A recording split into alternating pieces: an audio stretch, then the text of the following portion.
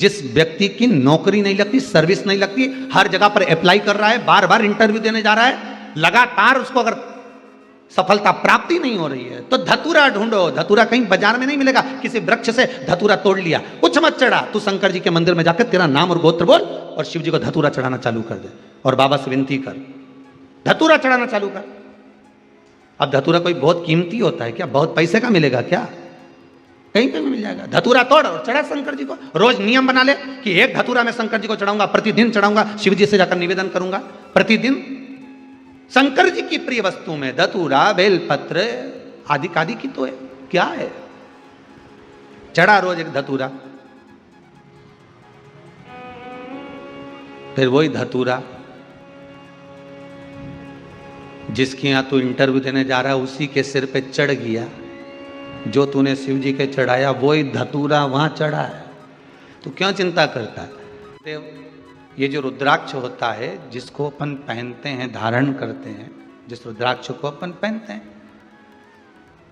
इसको सिद्ध करने का तरीका क्या है?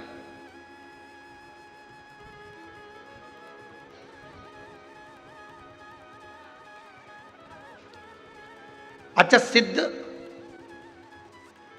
नकली भी हो जाता है और सिद्ध असली भी हो जाता है। अब इसको भी समझ लेना जरा अच्छी तरह से। प्लास्टिक का जो रुद्राक्ष होता है, नकली जो रुद्राक्ष होता है, सिद्ध वो भी किया जाता है, लोग वक्त सिद्ध करते ही हैं उसको। और असली का जो रुद्राक्ष होता है उसको भी सिद्ध करते हैं। तो कहा महाराज जी दोनों में अंतर क्या है? तो शिव महापुराण की कथा कहती है, रुद्राक्ष शिव महापुराण की कथा कहती है कि नकली और असली में एक अंतर जरूर है कि असली रुद्राक्ष अपना काम मात्र सिद्ध होते ही चालू कर देता, और नकली रुद्राक्ष आप 50 बार उसको अभिषेक में रख लिए, 50 बार आपने अनुष्ठान कर लिया, 50 बार आपने व्यवस्था कर ली, 50 बार आपने उसको रिझाना चाहा, उसके बाद भी वो सिद्ध नहीं हो पा रहा। 4 दिन अगर उसने अपना असर दिखा दिया तो 5वें दिन वापिस वो डाउन हो जाएगा। ये नकली। और असली एक बार अगर आपने धारण कर लिया, असली रुद्राक्ष को अगर आपने एक बार पहन लिया, असली रुद्राक्ष को अगर आपने अपनी जिंदगी में एक बार उतार लिया, असली रुद्राक्ष का पानी अगर आपने पी लिया, थोड़ा सा भी आचमन कर लिया, तो बीमारी तो दूर होना ही है।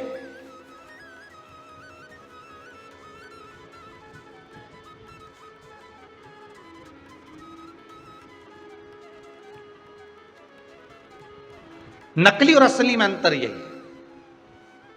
असली रुद्राक्ष को तो सिद्ध करने का एक ही तरीका है, जो 14 मुखी तक रुद्राक्ष इनका जो मंत्र दिया गया है, उस मंत्र का स्मरण कर लो, उस मंत्र का जाप कर लो, उस मंत्र का भगवती स्मरण कर लो। और अगर वो भी नहीं कर सकते तो क्या लिखा है शिव महापुराण में? जिस रुद्राक्ष को आप सिद्ध कर रहे हो, रुद्राक्ष आपके घर में जो रखा हुआ है, उसको सिद्ध करने का एक तरीका और वर्णन किया। 108 बेलपत्र, बेलपत्र की बीच वाली पत्ती, उस पत्ती पर भगवान शंकर का ओमकार, ओम संबोधन चंदन से लिखा, उसको रखते जाइए। 5 बेलपत्र नीचे रख दिए, उसके ऊपर रुद्राक्ष रख दिया, उसके बाद में बाकी की जो 108 बेलपत्र है आप जो गिनती की चढ़ा रहे हैं, वो उसके ऊपर केवल ओम नमः शिवाय बोलकर भी समर्पित करेंगे। 5 दिन तक ऐसे कैसे ही रखे रहने दो उसको। बस इतना जरूर करना कि उसके सामने कपूर जरूर जलाना, थोड़ा सा कपूर, अर्थात अपन जलाने का मतलब है कि कपूर की आरती कर लो। कर्पूर घोरम करुणावतारम संसार सारम, कपूर उसके सामने 5 दिन तक प्रतिदिन शाम के समय, सुबह के समय पर आप आरती के नुमा उसको अवश्य प्रज्वलित करें। मात्र 5 दिन। 5 दिन के बाद वो बेलपत्री को उठाइए और उठाने के बाद में आप विसर्जन कर दीजिए। रुद्राक्ष को ओम नमः शिवाय बोलकर या श्री शिवाय नमस्तुभ्यम मंत्र का स्मरण कर कर, या रुद्राक्ष के जो मंत्र हैं, जितना मुखी रुद्राक्ष है उतना मंत्र का, उस मंत्र का जाप कर कर, आगे आएगा चरित कथा में उस मंत्र को बताएं, तो उस मंत्र को भी बोलकर आप उस रुद्राक्ष को धारण करेंगे, वो सिद्ध हो गया। अब ना उसको कहीं अभिषेक में रखने की जरूरत है, अब ना उसको कहीं भभूति लगाने की जरूरत है, और ना उसको किसी तरह से उसमें धूप घुमाने की जरूरत। अब तो तुम्हारे तन पर जब धारण कर लिया तुमने, उस तन पर धारण करने के बाद तुम जब घटकी जिह्वा से शिव का नाम लोगे।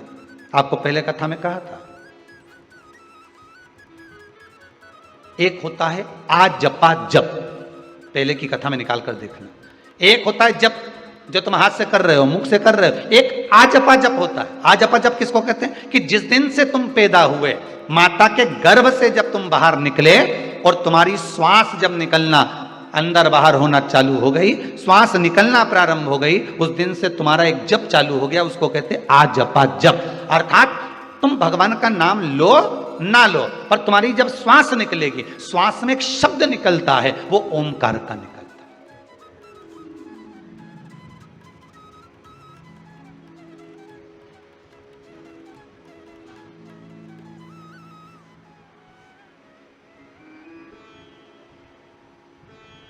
अब एक बार कथा में कह दिया कि ये श्वास निकली है तो इसमें शब्द भगवान का निकला है, तो कहे रात को जो सोते हैं और घुर्राटा भरते हैं उनका क्या होगा?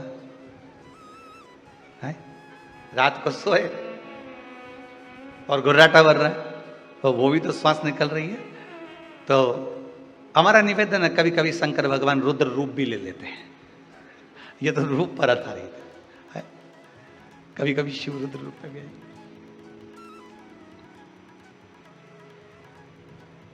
महाराज आजपा जप में यही होता है। आजपा जप में आपको मंत्र नहीं बोलना पड़ते, आजपा जप में आपको नाम नहीं लेना पड़ता। आजपा जप तो जिस दिन से हम पैदा हुए, जिस दिन से हम भगवान की भक्ति में डूबे हुए, जिस दिन से हम पैदा हुए हैं, उस दिन से जो श्वास चल रही है वो आजपा जप ही है। वो आजपा जप। श्वास श्वास में ओम रटो, वृथा जन्म मत खोए, ना जाने इस श्वास का फिर आवन होए ना होए। इसलिए जप लो।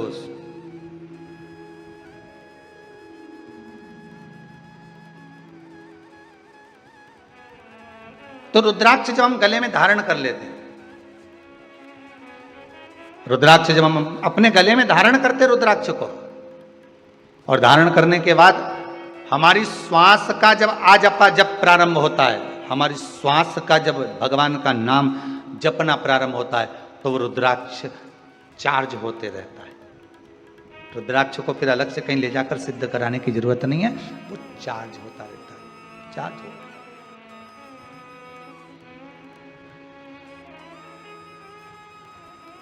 फिर उसको सिद्ध कराने की कहीं जरूरत नहीं पड़ेगी, फिर वो चार्ज हो रहा है अपने आप, अपने आप चल रहा है।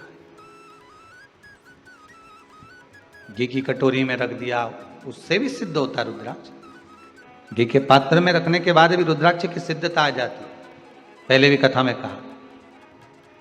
पर कथा चल रही है कि यहां यशोदा मैया जो आंख से आंसू बहाई हैं, तो संत ने आकर कह दिया कि तुम मत रो, तुम्हारे नैनों में जो जल भरा हुआ है, रुकिए, शिव है। आप श्रावणी की पूर्णिमा के दिन, श्रावण की पूर्णिमा के दिन जब संत आए तो आप उनको भोजन करा दो, उसका फल मिल जाएगा। और यशोदा जी के यहाँ लिख कर भेज दिया पाटला देवी ने, और यशोदा जी ने फिर भोजन करने बुलाया। संत ब्राह्मण जब भोजन करने के लिए बैठे, और बैठने के बाद जब यशोदा जी खीर देने के लिए आई, सिर पे इतना घूंघट डला हुआ था, इतना घूंघट यशोदा मैया डाली हुई थी, हाथ में बड़े बड़ा चुड़ला पहनी हुई थी, पांव पैजनिया, कमर करदनी माता यशोदा पहनी हुई थी, सिर पर सुंदर माँ यशोदा बौर पहनी हुई थी, मुख दिख नहीं रहा था माता यशोदा, क्योंकि घूंघट इतना था।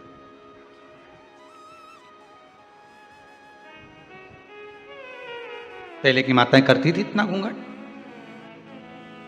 पहले चलता था इतना घूंघट, अब तो धीरे धीरे धीरे धीरे धीरे यहाँ से यहाँ गया, यहाँ से यहाँ गया, यहाँ से यहाँ गया। बच्चा कुचा था, यहाँ गया। अब तो बहुएं 2 बार इतना घूंघट करती है। एक बार शादी होकर आती है तब, क्योंकि मुंह दिखाई होती है तो सोने की रकम मिलती है, और दूसरी बार बहुएं घूंघट करती है घर में जब बुढ़ा बुढ़ी मरे तब। घर में कोई बुजुर्ग जब शांत होता है, रिटर्न नहीं आ रहा है, घर में जब बुजुर्ग कोई शांत होता है तब इतना घूंघट लिया जाता, तब इतना घूंघट ले लेते। क्यों? कारण क्या है? क्योंकि आंख में से एक भी आंसू तो गिरना नहीं है, बस घूंघट रखकर नई नई डिजाइन में चिल्लाना है, डीले कम करो, नई डिजाइन में चिल्लाना। अब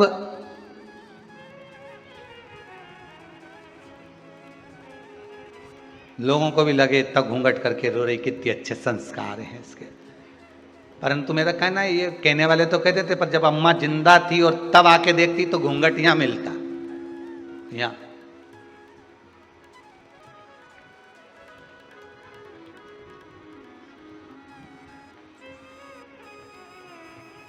कभी कभी रोने का तरीका भी बदल जाता है। एक व्यक्ति कथा में जाकर बैठा और बैठते से ही जो रोना चालू करा उसने, तो महाराज जी भी चक्कर में पड़ गए कि मैंने रोने की कोई कथा ही नहीं बाची, जब उन्होंने रोने का कुछ बोला ही नहीं तो ये रो क्यों रिया आखिर। और 1 घंटा हुए तो रो ले, यहाँ तो 3 घंटा लगातार रोए जाए रोए जाए रोए जाए रोए जाए। तो कथा जब पूरी हो गई, अक्षतम केशवम हो गया, तब महाराज जी ने उसको अपने पास में बुलाया, भैया इधर आओ जरा। हाँ महाराज जी बोलिए, ये बताओ हमने कथा में कोई रोने की बात तो बोली नहीं, तो तुम इतना क्यों रो रहे थे, और थोड़ा बहुत रो रहे चल जाए, तो अल्लाह अल्लाह के रो रहे, चिल्ला चिल्ला के, तुम इतना क्यों रो रहे थे। अरे महाराज जी हम तुमको क्या बताएं। महाराज जी बोले नहीं बताओ तुम तो क्या बात किया। महाराज जी बात इतनी सी है, हमारे पास में एक पाड़ा था, तो वो 3 घंटे तक टटर टटर करता रहा, आखिरी में भी जिंदा रिया ही नहीं, मर गया। हमको भी रोना इसलिए आ रहा है कि तुम भी 3 घंटे से पाड़े जैसे टटर कर रहे हैं। अब हमें टेंशन ये है कि पाड़ा निपट गया, कहीं तुम नहीं निपट गया। पता नहीं।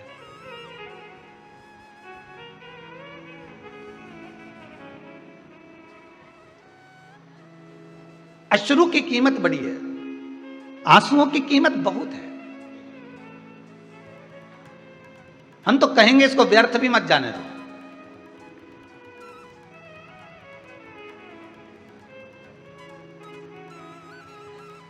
रो तो उस परमात्मा के लिए रो, संसार के मनुष्य के लिए रोना उत्तम नहीं है। रो तो उसके लिए रो जो दुनिया के लिए कुछ कर कर गया, जो स्वयं खा खा के जोड़ जोड़ के खुद का ही मर गया, उसके लिए क्या रोना। ना राम नाम लीनो तूने भरी जवान, चुल्लू भर पानी में डूब के मर जा। अब इतने बड़े शरीर को तो कुआं भर के पानी चाहिए जब मरे, या कहीं की नदी भरी हो तब मरे। इतना भी पानी नदी में हो तो भी नहीं मरे, इतना बड़ा मनुष्य कहीं मरे।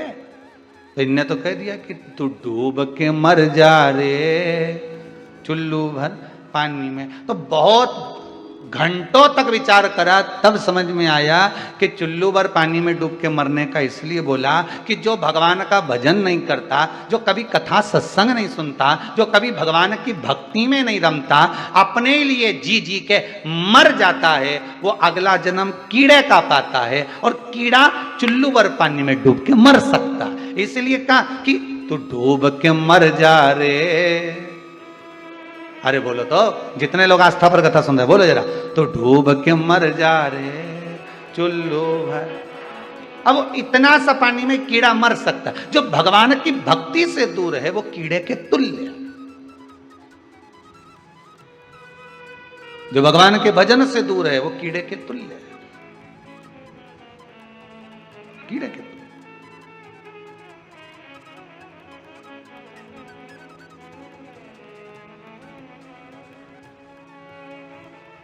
व्यक्ति भगवान के करीब में कब आता है, समय बताइए।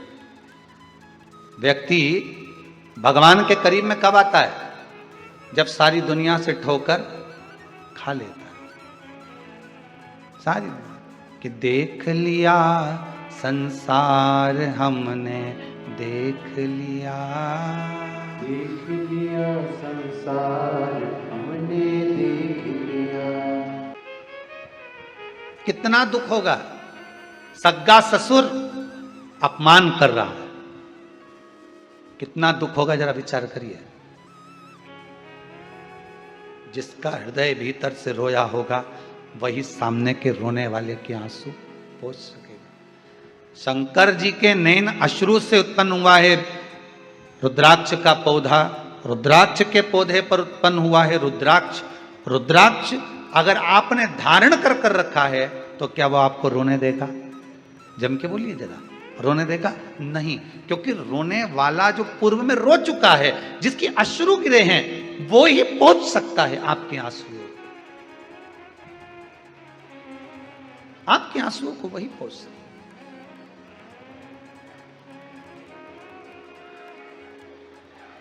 बस वही जान सकता है। इसलिए कहा था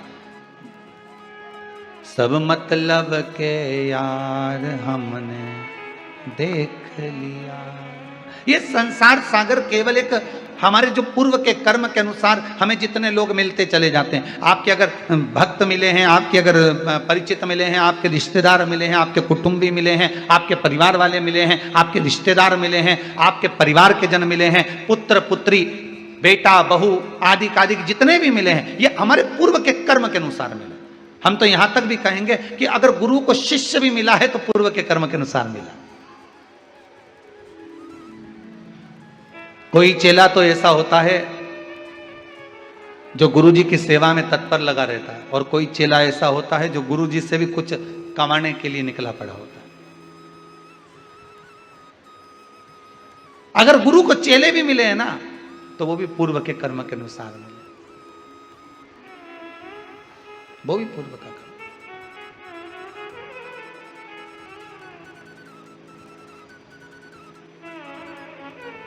रुद्राक्ष बहुत छोटा है, एक बड़ा मन का भी होता है, इतना बड़ा।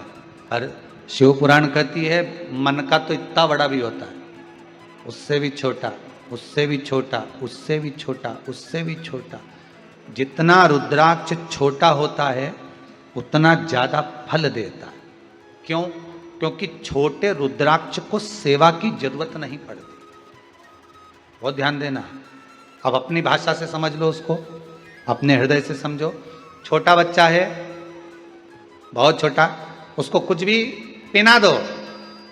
लड़के को भले तुमने लड़की का कपड़ा पहना दिया, कुछ बोलेगा नहीं? रोता रोता बोलता हो कि नहीं मैं तो नहीं पहनूंगा हूं। इतना सा बच्चा बोले नहीं पहन, बोलेगा नहीं। थोड़ी देर आपने उसको दूध पिला दिया, कुछ खिला दिया, पटक दिया पलने के अंदर, पड़ा हुआ है, खेल रहा है, फिर उसको भूख लगेगी तभी रोएगा। जितना छोटा होता है, छोटे बच्चे को इतनी सेवा की जरूरत नहीं पड़ती। जब वो बड़ा होते चले जाता है और मां कहे ले ये चड्डा पहन, नहीं पहनूंगा, मेरे को जींस चाहिए। पहन रहा है कि नहीं पहन रहा है? नहीं पहन। फिर मैं देखो लेके नहीं जाऊंगी नाना के घर, मत जानना, मैं तो नहीं पहन। ले ये पहन ले, नहीं मैं।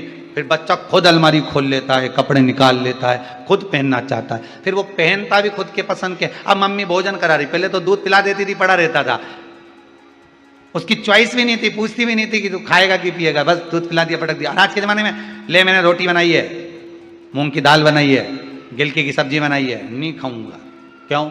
मीन चाउमीन क्यों नहीं बनाई? अब मैं नहीं खाऊंगा, वो बगरा हुआ बना, बगरा हुआ बोलते हैं, बगरा बोलते हैं, हाँ जो भी बोलते हैं बगर मगर क्या बोलते, ये क्यों नहीं बनाया, फिर ये क्यों नहीं बनाया, फिर ये पिज्जा क्यों नहीं बनाया, तो ये वस्तु क्यों नहीं बनाई, वो वस्तु क्यों नहीं। अब उसकी चॉइस चालू हो गई।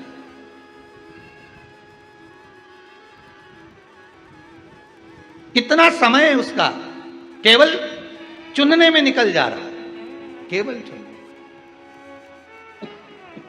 कितना समय निकल।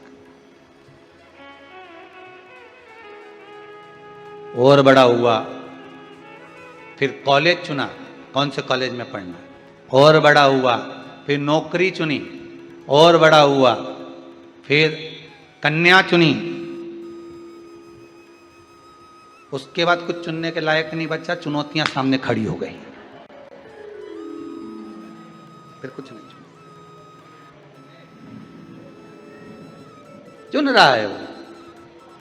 पर पूरी जिंदगी में उसने बचपन में से लेकर जवानी तक, जवानी से लेकर ब्याह तक, ब्याह से अधेड़ी तक, अधेड़ी तक भी वो चुनता रहा, पर उसने चुनने में एक चीज नहीं चुनी कि मुझे देव अधिदेव महादेव को चुनना है। अगर वो मिल गया तो ये सारी चुनौतियां अपने आप हट जाएगी। बस शिव तत्व मुझे मिल जाए, एक बार शंकर मेरा हो जाए, एक बार ओघड़ी मेरा हो जाए।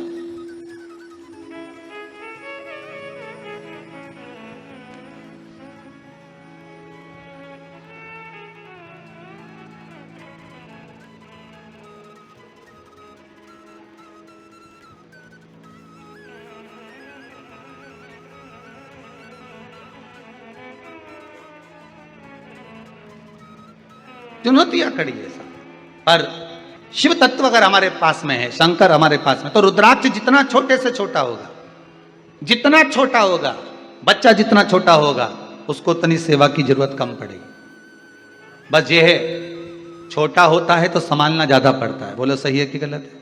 छोटा है तो उसको संभालना पड़ेगा। उसी तरह रुद्राक्ष जितना छोटा होता है, उसमें जब धागा पिरो, सोने का तार डालो, चांदी का तार डालो, तो वो उसको संभालना ज्यादा पड़ता है। बड़ा रुद्राक्ष होगा तो अब धागा इतना मोटा मोटा, लोग वो गोप, काली गोप, लाल गोप उसमें डाल देते हैं, तो वो बड़ा है तो सहनो, पर छोटा है अगर वो, तो उसको संभालना पड़ेगा। जितना छोटा रुद्राक्ष होता है उतना फल देता है, सेवा नहीं चाहिए उसको।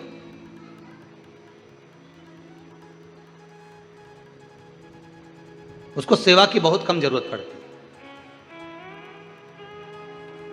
शिव पुराण कहती है जितना बड़ा रुद्राक्ष होता है, जितना बड़ा रुद्राक्ष होता है,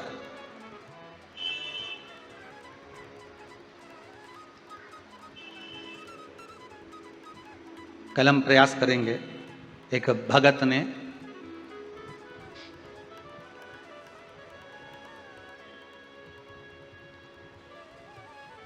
बेंगलोर से रुद्राक्ष भेजा है, कल अगर प्रयास रहेगा, बहुत बड़ा बनाकर भेजा है। शायद इतना बड़ा रुद्राक्ष का दर्शन आप करें कि ना करें पता नहीं, पर प्रयास करेंगे आस्था चैनल के माध्यम से उस रुद्राक्ष का हम आपको दर्शन कराएंगे। एक बड़ा सा रुद्राक्ष उसने पेंडल बनाकर भेजा है भक्त ने कि गुरुदेव धारण करें।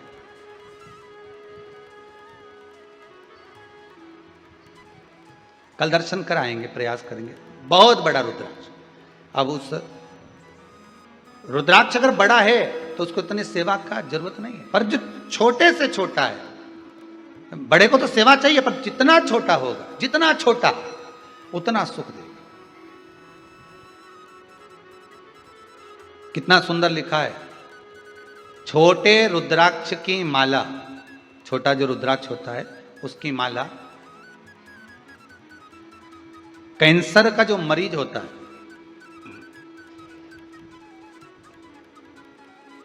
अगर वो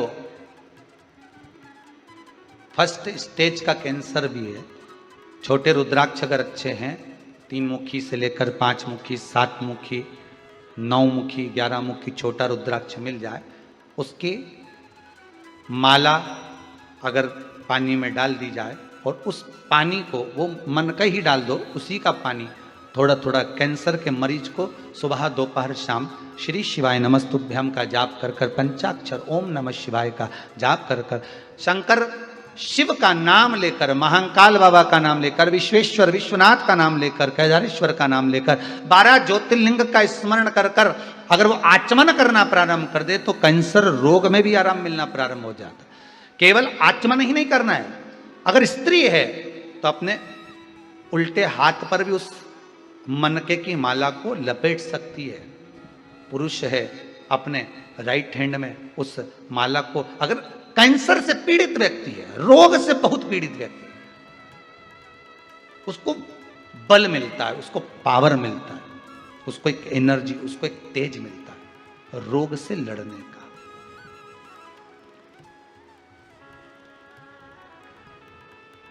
रोग से लड़ने। अब कईयों के मन में आता, गुरुजी क्या स्त्री नारी रुद्राक्ष पहन सकती है? क्यों नहीं पहनेगी? मेरी आद्य शक्ति जगदम्बा, मां गौरा, मां सती, मां उमा, मां कुष्मांडा, चंद्र घंटा स्कंदा, जितनी माताओं का दर्शन करोगे उनके गले में एक रुद्राक्ष की माला जरूर मिलेगी। अगर गले में नहीं मिली, हस्त कमल पर मिलेगी। हस्त कमल पर नहीं मिली तो कहीं ना कहीं उनके पास में उस रुद्राक्ष की महत्वता है।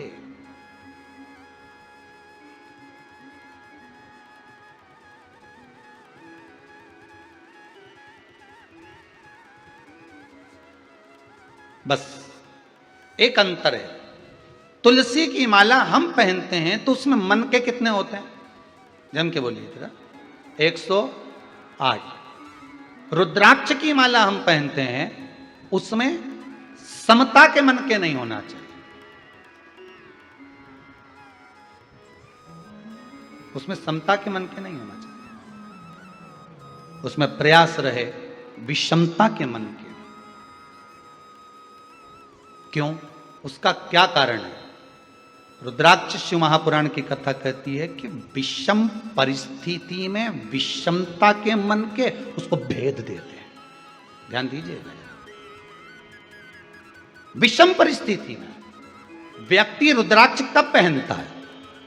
व्यक्ति रुद्राक्ष की माला कब धारण करता है? व्यक्ति रुद्राक्ष कब पहनेगा? अरे बोलो तो, जब उसको कोई तकलीफ आती है, महाराज जी बताओ मेरे को तकलीफ है, क्या करूं? 7 मुखी रुद्राक्ष पहन ले, मेरा व्यापार नहीं चल रहा, 7 मुखी पहन ले, मेरे को ये शरीर में कष्ट हो रहा है, घुटने दुख रहे हैं, कमर दुख रही, 5 मुखी पहन ले, मेरे यहाँ संतान नहीं, 9 मुखी पहन ले, मेरे यहाँ ऐसा हो गया 11 मुखी पहन ले, ब्लड प्रेशर गड़बड़ हो गया 12 मुखी पहन ले। तो ये रुद्राक्ष कब व्यक्ति पहनता है? जब उसको कुछ कष्ट होता है, मतलब विषम परिस्थिति है उसकी विषम परिस्थिति है, तब वो रुद्राक्ष धारण कर रहा है। तो विषम परिस्थिति में विषमता के ही रुद्राक्ष उसका भेद कर देते, तो भेद देते।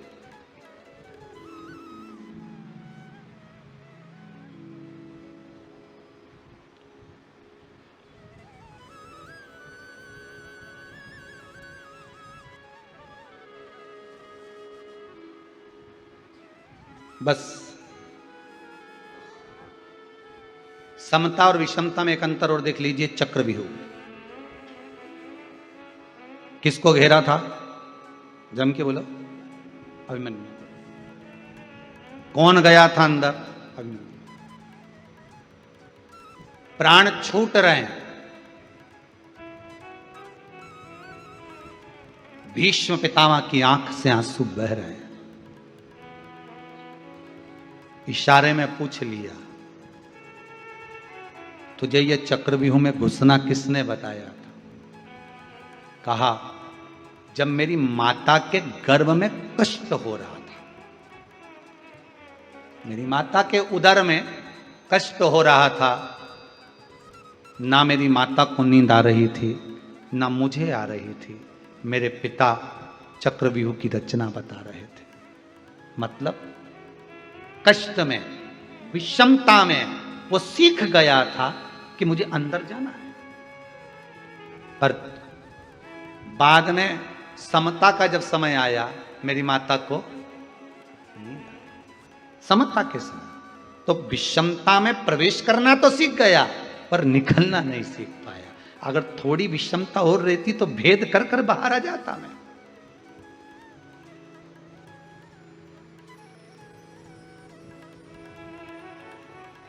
भेद कर कर मैं बाहर आता। हमारे यहां पर 3 रोटी खाओ तो घर की माताएं कहती थोड़ा आधा टुकड़ा और लेना पड़ेगा, 3 तिगाड़ा काम बिगड़, लो जरा इतना सा टुकड़ा और लो। अच्छा, रसगुल्ला खाते समय तो नहीं बोलते कि तुमने 3 खाया, एक और लो। या सुनार की दुकान पर 3 आइटम लिए हों और माँ बोल दे कि नहीं 3 तिगाड़ा, या तो एक और दिलाओ, नहीं तो एक कम का तो बोलेगी ही नहीं, एक और दिलाओ। मतलब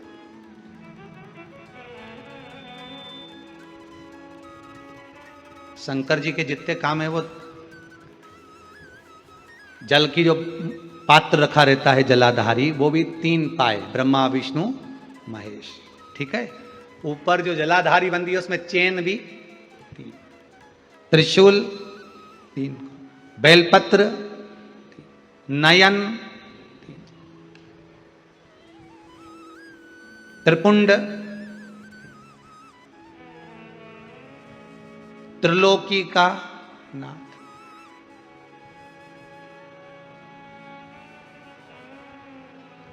वो चला ही विषमता, उसको कोई मतलब नहीं। जहां पर दुनिया सब आस छोड़ दे, जहां दुनिया अपना पूरी आस छोड़कर पटक दे, पूरी आस छोड़कर, आज कोई एक माता जी आई थी, आप में से भी कुछ लोग शायद होंगे, कुछ लोग खड़े होंगे, तो वो कह रहे थे उनका पति वेंटिलेटर पर पड़ा हुआ है, कुछ प्लेटें घट गई होंगी। तो डॉक्टर ने तो जवाब दे दिया था, मना करा था कि भाई ठीक नहीं है, पर उनका विश्वास देखिए। उस व्यक्ति की पत्नी शिव महापुराण की कथा सुनती थी, आज ही का चरित्र है, और शायद कुछ विभाग में अच्छी पोस्ट पर उनका पद। पत्नी ने कहा बस मैं हॉस्पिटल से मुझे एक बार जाना है कुबेरेश्वर धाम, फिर जो होगा देखा जाएगा। आप में से कोई खड़ा होगा तो उसको मालूम होगा कि वो शब्द थे उनके कि हम 1 किलोमीटर दूर ही रह गए थे और डॉक्टर ने फोन कर कर कहा कि अब अच्छे होने की आस बढ़ गई है। मतलब वो त्रिगुणाकार है, वो त्रिकालदर्शी है, वो त्रिलोकी का नाथ है, वो कैलाशी, वो अविनाशी है। विषम परिस्थिति में विषमता में रहने वाला ही काट सकता है, समता में नहीं। डनलप के गद्दे पे सोने वाले को कह दो कि रात्रि को तुम्हें चौकीदारी करना है, करेगा? अरे बोलो तो सही। पर कांटों पे सोने वालों को कह दो कि आओ यार नींद भी तो नहीं आ रही, जग लूंगा, कर लूंगा, ठीक है। विषम परिस्थिति में रह रहा था तो कर लूंगा। जिसने जिंदगी में कभी नीम का रस नहीं पिया, करेले का जूस नहीं पिया, जरा सा भी कड़वा खाए ही नहीं, और उस व्यक्ति को कह दो कि अब तुम्हारा स्वास्थ्य गड़बड़ चल रहा है, तुम्हें तो करेले का जूस पीना ही पड़ेगा, कि मरी जाऊं पर नहीं पीऊं, तो मरी जाऊं पर नहीं पीऊं, या करेले का जूस दे, और पिला भी दिया जबरदस्ती तो नहीं पीऊं, मरी जाऊं पर नहीं पीऊं। शिव पुराण की कथा कहती है। इसलिए ये जो समय चक्र है ना, ये मनुष्य का जो समय चक्र चलता है ना, ये दोनों चीज दिखाता है, सुख भी दिखाता है, दुख भी दिखाता है। सम परिस्थिति भी दिखाएगा तो विषम परिस्थिति भी दिखाएगा, वो विषमता भी दिखाएगा कि विषमता में हमें जीना कैसे है। पहले खूब रसगुल्ला खा लिया, पेड़ा खा लिया, बहन क्या गए थे राखी मनवाने के लिए तो 2-2 4-4 सोन पापड़ी भी खा गए। अब तो क्या शुगर हो गई, अब कुछ नमकीन हो तो दे दो। नमकीन तो है पर तला हुआ मत दो, ब्लड प्रेशर है, वो भी नहीं चाहिए। अब पहले तो खूब खाया, मतलब सुख का जो समय था, समता का जो समय था, उसमें भोग तो बहुत करा। अब विषम परिस्थिति आई है तो उसमें थोड़ा सा निर्वाह करना सीखो, मत खाओ थोड़ा सा मीठा।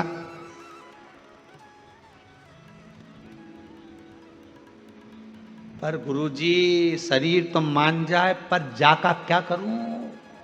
ये जो 2 तोला की है नी, टर टर करे, बस जय गड़बड़ करे, इतनी सी तो धरिए, पर क्या स्वाद चाहिए क्या?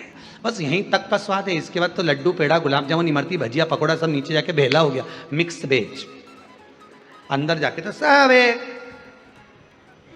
स्वाद कितनी देर का? बस ये जो 2 तोला की दिए नी, बस इसी 2 तोला का स्वाद है, बाकी का किसी चीज का स्वाद नहीं है। बस यहीं तक का। इतनी देर में तो क्या जोरदार दही बड़ा बना, और कड़ला ज्यादा हो गया। मतलब स्वाद भी लेते जा रही है तो ये 2 तोला की हिलती भी जा रही है, कड़ला ज्यादा हो गया। गुलाब जामुन तो अच्छी बनी पर अंदर अंदर गुठली रह गई, ऊपर से काली काली गायब हो गई, सफेद सफेद रह गई। स्वाद ये 2 तोला की बहुत गड़बड़ है। बोल मेरी जीवा हरि हरि, 10-10 भोजन पान करे और राम नाम में मरी मरी। बोल मेरी जीवा, अभी भी नहीं बोली हरि हरि कि मरी मरी।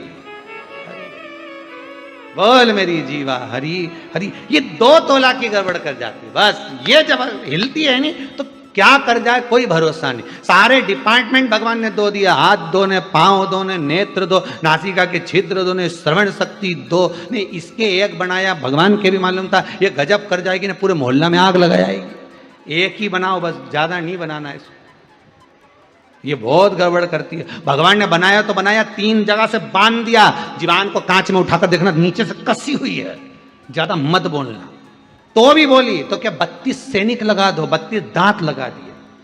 कि फिर भी बोले तो क्या फाटक लगा दो, होठ लगा दिए, तो भी चुप नहीं रहे। और बोलने का मौका आ जाए तो कह दे खाया बिना रह जाऊं, पर बोला बिना, फिर भी बोले।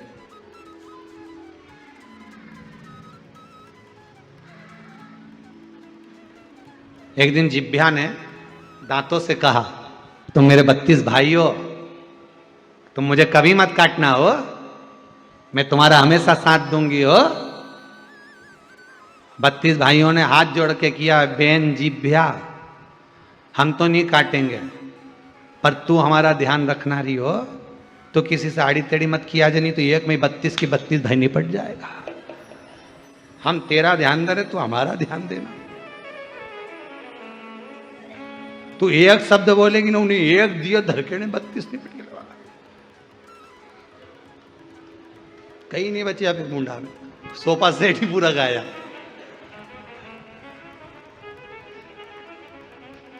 भगवान ने सागवान की चौखट दी और क्या साजड़ की लगा, फिर हो गया है? तो क्या बचा। अब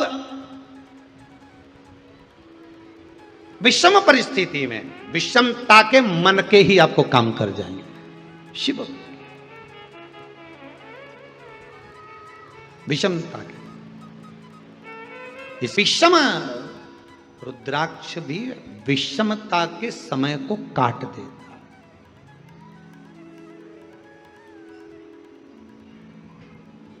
कभी कभी अगर रोग घेर भी लेना तो एक बार प्रयास जरूर करना, रुद्राक्ष का पानी पी कर देखना। कभी अगर रोग घेरे भी ना तो रुद्राक्ष का पानी बहुत फलदायक है। आंसू गिराया है जिसने, वही आंसू आपके पहुंच सकता है।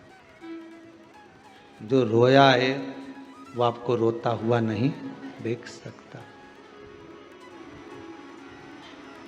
कि प्रेम जब अनंत हो गया, रोम रोम संत हो गया।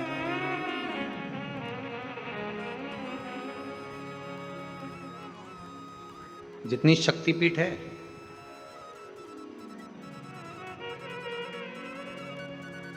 इक्यावन आदि जितनी भी शक्तिपीठ हैं, अगर आप कभी जाएं और आपके पास में एक रुद्राक्ष हो, कोई सा भी, 1 मुखी से लेकर 14 मुखी तक, कैसा भी रुद्राक्ष आपके पास में, जितनी शक्तिपीठ आप लोग दर्शन करने के लिए जाते हो, या उस नगर में, उस गांव में, उस शहर में जाते हो और मालूम पड़े कि यहाँ शक्तिपीठ है, उस रुद्राक्ष को लेकर चले जाओ और उस दरवाजे पर माता के उस शक्तिपीठ के स्थान पर पंडित जी को देकर कहना, थोड़ा सा छुआ दीजिए माता रानी को। वो रुद्राक्ष आप सिद्ध करते जाओ, रखते जाओ। वही रुद्राक्ष एक ही होना चाहिए जो सब शक्तिपीठ पर जहां जहां जाओ उसको लेकर जाओ, उसको छुआ लीजिए।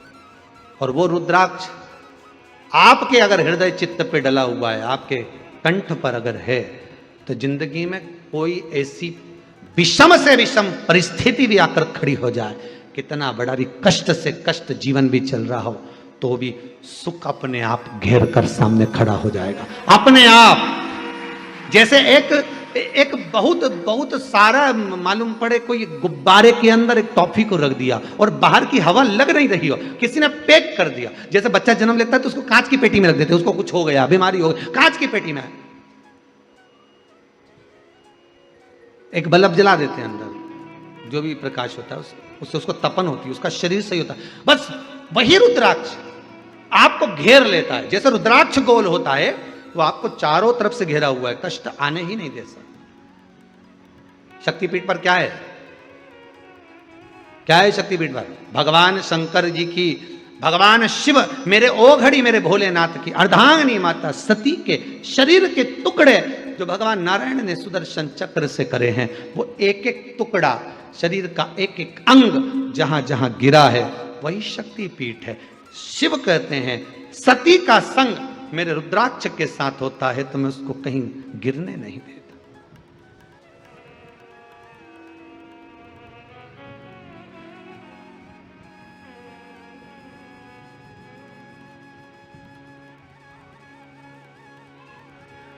मैं उसको कहीं गिरने नहीं देता।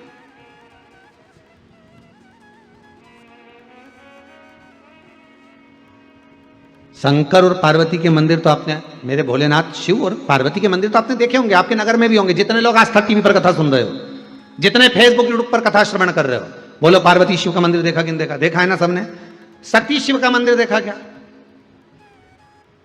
अरे बोलो तो, देखा नहीं? सती ने ये प्रश्न किया था शंकर भगवान से। ये माता सती का प्रश्न है। सती मैया ने शिव से प्रश्न करा था।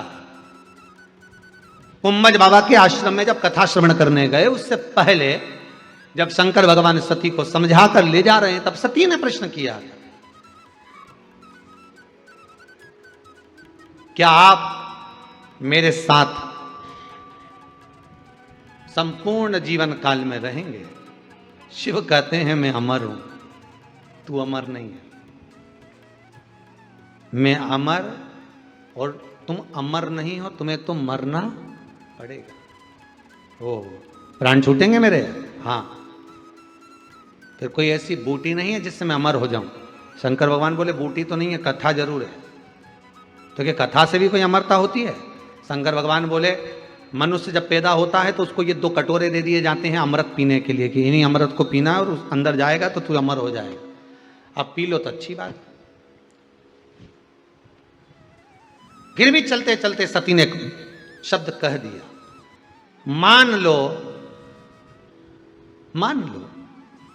अगर मेरे प्राण छूट गए, पर मैं चाहती हूं कि मैं भी इस भूमंडल पर, संसार सागर में, पूरे ब्रह्मांड में, सती कहती है कि मेरा भी एक स्वरूप रहना चाहिए,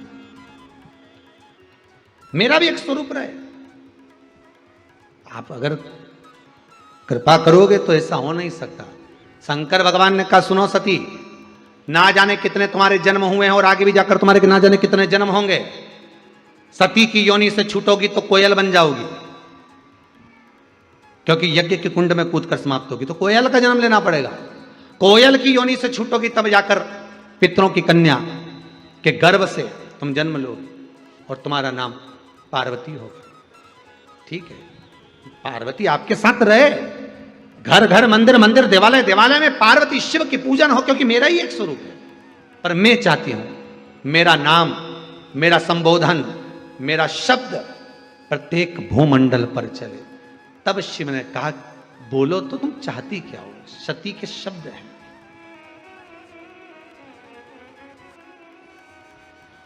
क्या चाहती हो तुम? सती कहती है मेरा संबोधन।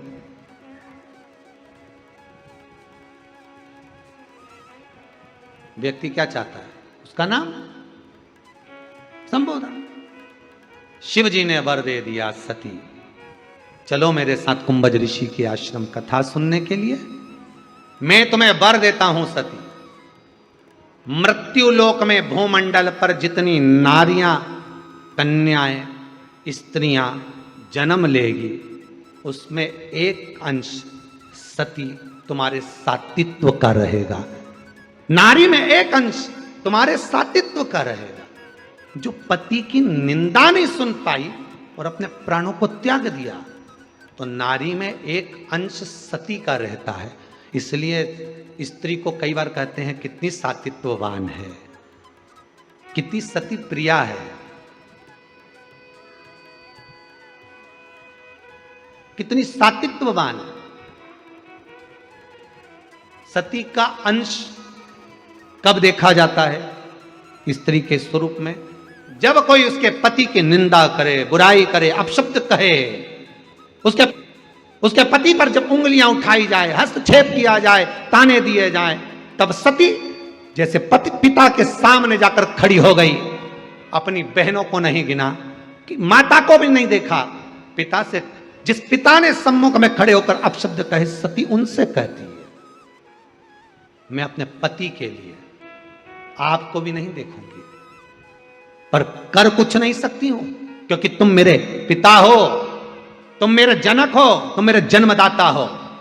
अगर आज बेटी अपने पिता पर अग्नि का प्रहार कर दे तो दुनिया क्या कहेगी पिताजी? सती खड़ी रही। चाहती तो माता सती सब कुछ नष्ट कर देती, पर सुन ना सकी पति की निंदा, इसलिए खुद ही भस्म हो गई। सती का सातित्व है।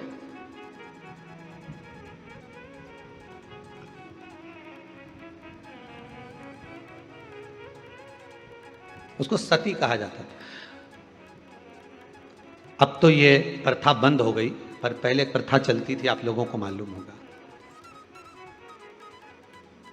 पति के प्राण छूटे, पत्नी लाल चुंदड़ी ओढ़कर गोदी में शीश रख बैठ जाती थी, दादी रानी सती।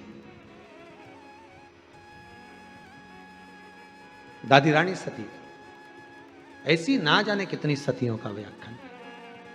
तो कहा इनमें सातित्वता कहां से आती थी? वो सती कि सातित्वता कहां से प्रकट हो जाती थी? शंकर खुद वर दिए हैं स्त्री को, नारी को। स्त्री को वर है शंकर भगवान का। अर्ध नारेश्वर शंकर है, अर्ध नारेश्वर, आधा उनका भाग स्त्री का है। शिव ने स्वयं वर दिया स्त्री को। स्त्री को वर देते समय शंकर ने कहा था कि सातित्वता का भाव नारी में रहेगा। नारी अगर चाहे तो किसी की सामर्थ्यता नहीं कि निगाह उठाकर देख ले, कब वो सती अपने असली स्वरूप में प्रकट हो जाए। तब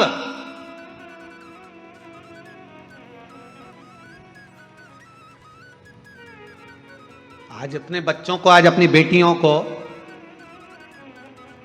पढ़ाने के साथ में, विद्या के साथ में अपनी बेटियों को एक संस्कार और दो।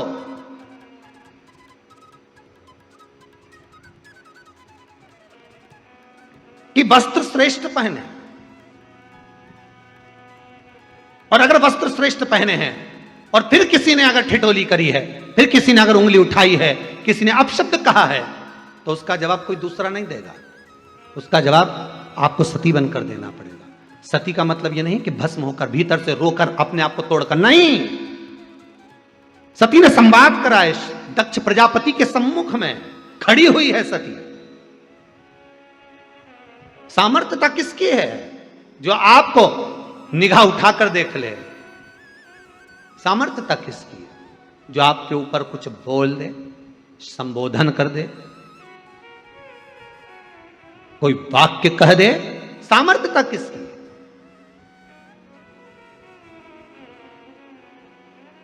किसकी सामर्थ्य?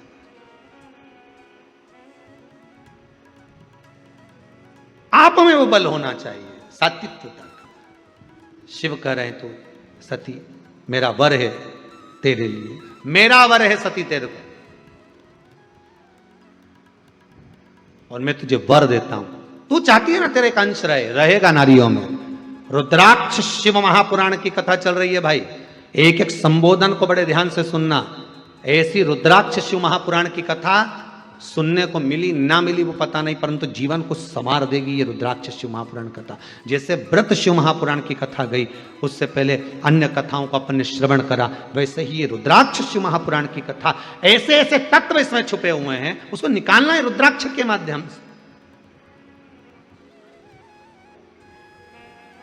उन तत्वों को निकालना है हमको।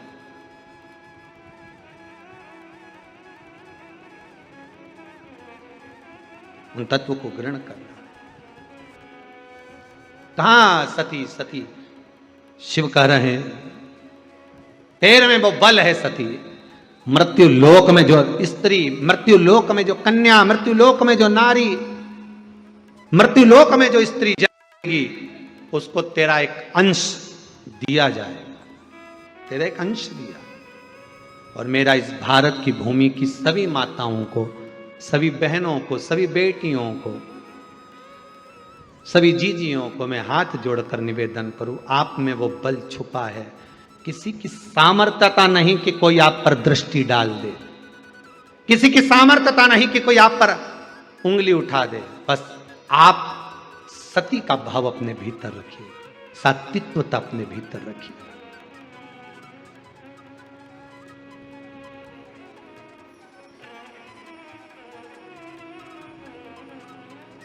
वक्त पड़ा इस भारत की भूमि पर तो झांसी की रानी मां अपने पुत्र को शरीर से लपेटकर तलवार लेकर घोड़े पर सवार होकर निकल गई थी। ये सात्विकता नजर आती है। माता अहिल्या पूरे इंदौरी में, पूरे मालवा क्षेत्र स्वयं करती। वक्त पड़ा, दुर्गावती ने भी साथ दिया। वक्त ये सती का सातित्वता का भाव दर्शाया, सातित्वता का भाव सम्मुख में आया। विषम परिस्थिति में भी नारी आपका साथ देवे तो समझ लेना कि ये सातित्ववान है। विषम परिस्थिति में भी स्त्री आपका साथ देवे, समझ लेना सातित्ववान है। और मालूम पड़े पति को थोड़ा सा भी दुख आया, कर्जा ज्यादा हो गया, कुछ भी नहीं, और पत्नी मायके जाके बैठ जाए, समझ लेना सम परिस्थिति है। बड़ा कठिन, बड़ा विचित्रम। थोड़ा थोड़ा समझिए, आया है बुरा वक्त, थोड़ा दिखाने के लिए आया है। बुरा वक्त आता है और एक का नहीं सबका आता है। समय आएगा पर वो कुछ सिखाने के लिए आएगा, कुछ सीख देने के लिए आएगा। सीखना हमको है, समझना हमको है। पिछली कथा का याद कर लो, अपनों में छुपे गिरों को पहचानना और गिरों में छुपे अपनों को पहचानने के लिए बुरा वक्त आता है। हमें अपनों को, अपनों में छुपे और गेरों में छुपे अपनों को पहचानना है कि बुरे वक्त में ही दिखाई देंगे ये अपने हैं कि नहीं है, ये पराए हैं कि नहीं। रुद्राक्ष शिव महापुराण की कथा कर रही है। छोटे से छोटा रुद्राक्ष फल देता है और वो फल आनंदित देता है। यशोदा मैया जिस अश्रु के बल पर बेटी के घर में पुत्र लेकर आ जाती हैं, फिर कहूंगा रोने वाला पूर्व में रोया हुआ व्यक्ति ही ये रोए हुए व्यक्ति को चुप करा सकता है, क्योंकि मन की दशा को जानता है। शंकर भगवान के नयन का अश्रु है रुद्राक्ष, इसलिए रुद्राक्ष आपके गले में है, कंठ पर है, हस्त कमल में है, तो वो रोने तो नहीं देगा। बस विश्वास हो और असली हो। रुद्राक्ष असली भी होना चाहिए, उसकी भी एक परीक्षा होती है रुद्राक्ष की। रुद्राक्ष असली कैसा होता है? कोई कितना ही आई मार्क लगा कर दे दे, पर उसकी भी एक परीक्षा होती है रुद्राक्ष। पर परीक्षा में पास भी होना चाहिए। तुम्हारी भी एक आधा परीक्षा होना चाहिए। इतने साल से शिव पुराण सुन रही है, शंकर की हुई कि नहीं हुई देखे, तो एक आधा परीक्षा हो सकता है। कभी कोई एक आध कथा परीक्षा पे ही बाज दें अपन, अपने कहीं भरोसा है। शिव पुराण है, परीक्षा तो कितनी दी। परीक्षा ली माता सती ने, परीक्षा दी माता पार्वती ने, माता उमा ने परीक्षा दी है। एक आध कथा कहीं परीक्षा पर भी हो सकती है, आने वाले समय में कोई भरोसा नहीं हो। राम जी की परीक्षा ली गई थी, लक्ष्मण जी की परीक्षा ली गई थी 14 वर्ष राम भैया के साथ वन जाकर। उर्मिला जी की परीक्षा ली गई थी, माता जानकी की परीक्षा ली गई थी।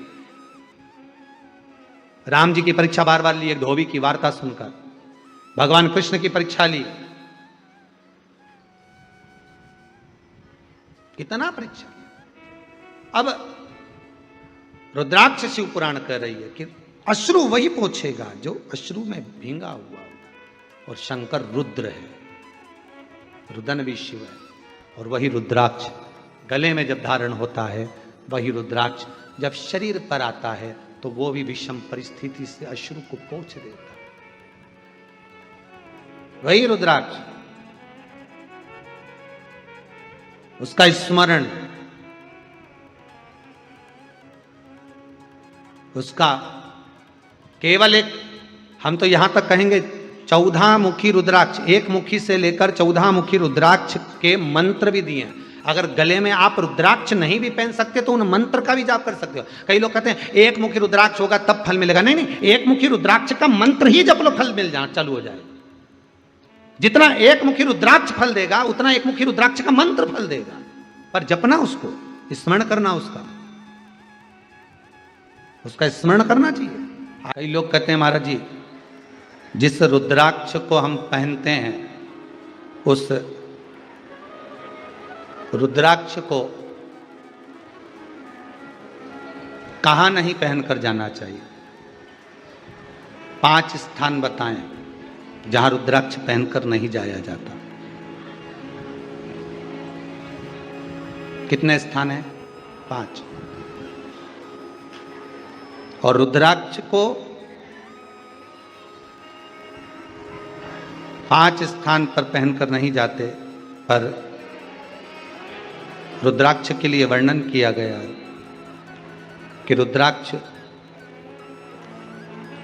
कब कब उतार कर उसको वापिस अभिमंत्रित करना चाहिए। 5 जगह पहनकर नहीं जाना चाहिए और रुद्राक्ष को अभिमंत्रित करना मतलब सीधा अमावस्या के दिन, पूर्णिमा के दिन, शिवरात्रि के दिन, श्रावण महीने के सोमवार को, प्रदोष के दिन, ये दिन आपके शरीर में जहां पर भी रुद्राक्ष है, आपके गले में अगर आप रुद्राक्ष पहने हो, आपके हस्त कमल में आप रुद्राक्ष पहने हो, आपने अपने पास में कहीं रुद्राक्ष रख रखा है, तो उस रुद्राक्ष को अमावस्या, पूर्णिमा, शिवरात्रि या श्रावण का सोमवार या प्रदोष आदि इस दिन उस रुद्राक्ष को एक बार दूध में धोने के बाद उसमें थोड़ा सा सरसों का तेल अवश्य लगाना चाहिए। क्या होगा उससे? उससे होगा क्या? शिव महापुराण की कथा कहती है, महाराज रुद्राक्ष को दूध में धोने के बाद, स्नान कराने के बाद, जल से स्नान कराया, थोड़ा सा सरसों का तेल लगा दिया। महाराज क्या मिलता है उससे? तो कहा उस रुद्राक्ष में बल प्राप्त होता है। कौन सा बल? जो शरीर के अंदर बीमारियां बढ़ती हैं, उस बीमारी को वो रुद्राक्ष धीरे धीरे समाप्त करना प्रारंभ कर देता है। पर एक और चीज याद रखना, जिस रुद्राक्ष के पानी को आप बीमारी के समय पर गलाकर पीते हो, उसमें सरसों का तेल नहीं लगाना।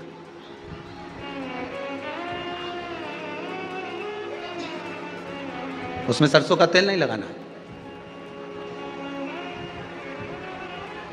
उसको तो आप केवल स्नान कराओ दूध से, जल से, और फिर उसको गला दीजिए, उसका पानी आप पीना चालू कर दीजिए। जिसको बड़ी बीमारी होती है उसके लिए कल कथा में वर्णन किया रुद्राक्ष के जल का। तो रुद्राक्ष का जल पिया जाता है शरीर के अंदर से रोग को, बीमारी को हटाने के लिए, रोग बीमारी को समाप्त करना। तब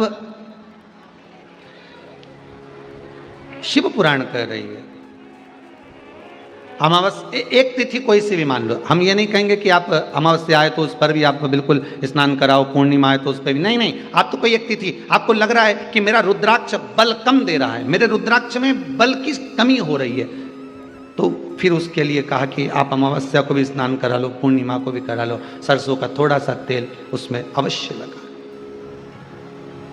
रुद्राक्ष की असली पहचान काय में करी जाती है? सरसों के तेल में तो करी जाती है। आगे कथा में अपन सुनेंगे कि असली रुद्राक्ष को कैसे पहचाना जाता है, सरसों के तेल से।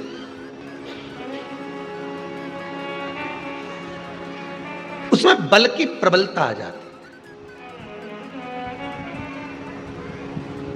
5 स्थान बता दिए, 5 जगह बता दी, 5 स्थान निश्चित कर दिए जहां पर रुद्राक्ष को पहनकर नहीं जाना। पहला, किसी की मृत्यु वाली जगह पर। दूसरा, जहां पर बच्चे का जन्म हुआ हो।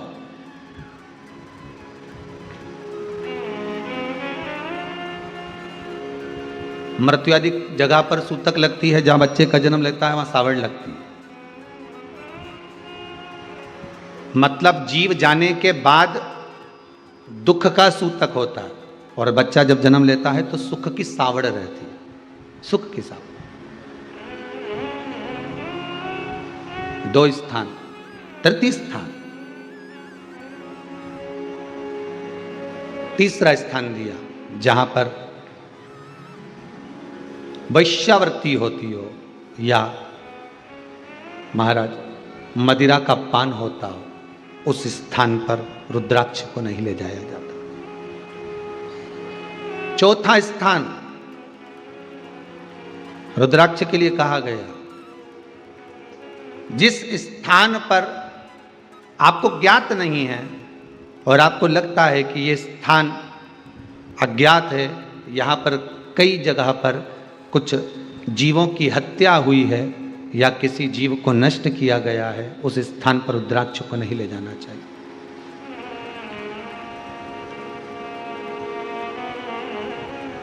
पांचवा, महाराज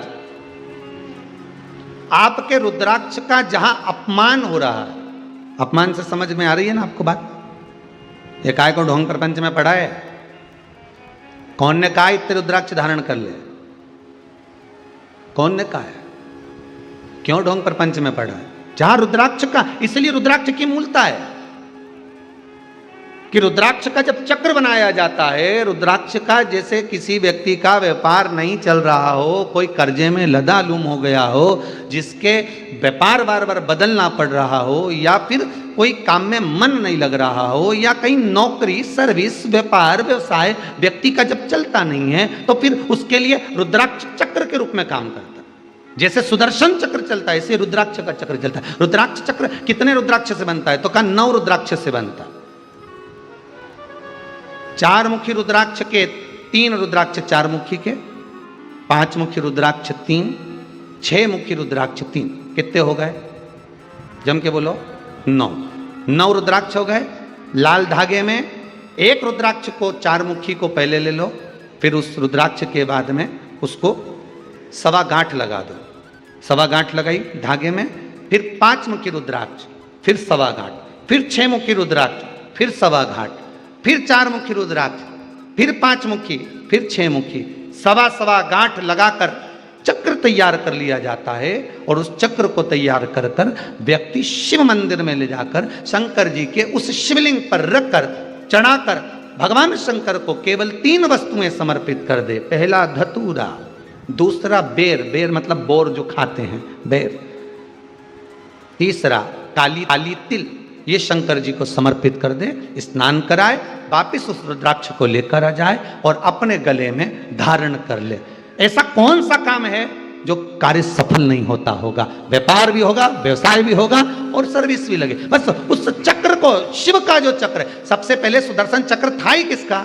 आपको पहले भी कथा में कहा कि सुदर्शन चक्र किसका था? भगवान विष्णु को तो बाद में मिला, जब उन्होंने कमल के पुष्प समर्पित करे।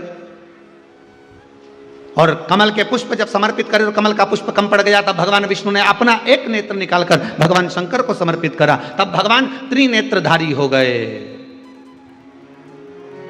और भगवान शंकर ने देखा कि मेरे नारायण जिन्होंने मुझे नेत्र दिया है, मैं इनको क्या दूं? तब भगवान उसी समय पर मेरे ओघड़दानी ने, मेरे शंकर ने, मेरे शिव ने अपने हाथ का सुदर्शन चक्र उठाकर भगवान विष्णु को दे दिया। भगवान त्रिनेत्रधारी हो गए, भगवान नारायण सुदर्शन चक्रधारी हो गए। तभी भगवान विष्णु ने पूछा, आपने चक्र मुझे दे दिया, आपके पास कोई चक्र नहीं है? तब भगवान ने अपने गले की रुद्राक्ष माला को उठाकर जो घुमाया, शिव जी ने कह दिया ये रुद्राक्ष चक्र का काम करता है। अच्छे अच्छे का संहार कर देना, पछाड़ देना, ये रुद्राक्ष वो है जो मेरे हृदय में बसता है। एक चक्र मेरे शंकर के पास आज भी है। वो कौन सा चक्र है? जम के बोलिए, रुद्राक्ष चक्र।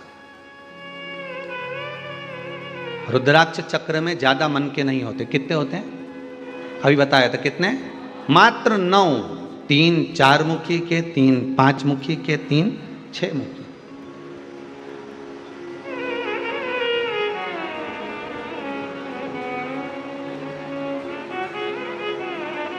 छोटे से छोटा रुद्राक्ष होता है, बहुत छोटा, बहुत छोटा, उससे एक बड़ा से बड़ा। एक रुद्राक्ष का हमने वर्णन किया था कि कल एक भगत ने परसों के दिन, 1 दिन पहले, श्रावण महीने के समय पर एक रुद्राक्ष भेजा है पेंडल बनाकर। आप उसका दर्शन करिए। आस्था वालों से निवेदन है वो भी दर्शन कराएं। जो बड़ा रुद्राक्ष इन्होंने भेजा है, इतने बड़े रुद्राक्ष का जो दर्शन महाराज, 7 मुखी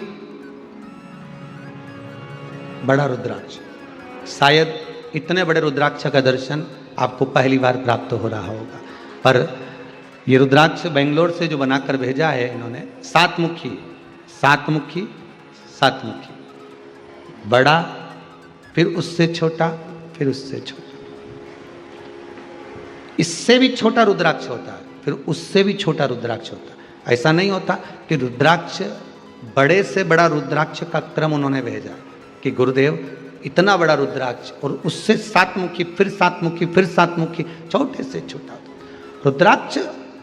आप जिस रुद्राक्ष का चक्र अपने जीवन में उतार रहे हो, फिर निवेदन करूंगा, दुनिया में ऐसा कोई समस्या नहीं जिस समस्या का कोई निदान नहीं, हर समस्या का निदान है, पर निदान किसी दूसरे के पास नहीं, निदान केवल मेरे भोले नाथ के पास में है। आपको अगर किसी समस्या का सफल आनंद चाहिए तो शंकर की शरण में जाओ। आपको सीहोर आने की भी जरूरत नहीं है, आपको हमसे मिलने की जरूरत नहीं है, आपको पंडित प्रदीप मिश्रा के पास नहीं आना, आपको किसी बाबा जोगी के पास नहीं जाना, आपको किसी के बेल भभूति लेने नहीं जाना, आपको तो शिव के पास जाना। जो शंकर की वस्तु है उसको स्वीकार करो, बस शंकर की वस्तु को स्वीकारिए।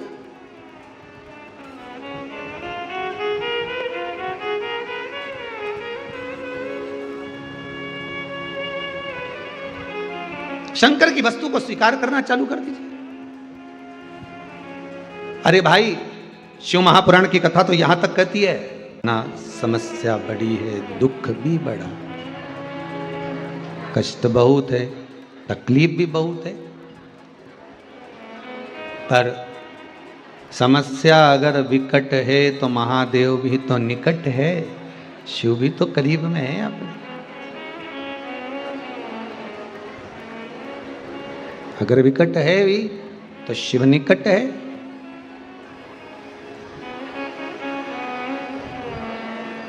रुद्राक्ष चक्र को बनाना सीख गए सब लोग। रुद्राक्ष चक्र को बनाने के लिए कौन कौन से रुद्राक्ष होना चाहिए? जम के बोलो। 4 मुखी, 5 मुखी, 6 मुखी। कितने कितने होना चाहिए? 3 3। क्रम क्या होना चाहिए? 4, फिर सवा गांठ, फिर 5, फिर सवा गांठ, फिर 6, फिर 4, फिर सवा गांठ, फिर 5, फिर 6। लाल धागे में तैयार कर जो रुद्राक्ष का चक्र है, सहज नहीं होता। शिव स्मरण में 5 स्थान पर रुद्राक्ष को नहीं ले जाया जाता, ये कथा में वर्णन। रुद्राक्ष को कब वापिस उसको बल प्रदान करना है? अमावस्या, पूर्णिमा, शिवरात्रि, श्रावण सोमवार, प्रदोष, ये दिन रुद्राक्ष के बल प्राप्त करने के, बल प्रदान।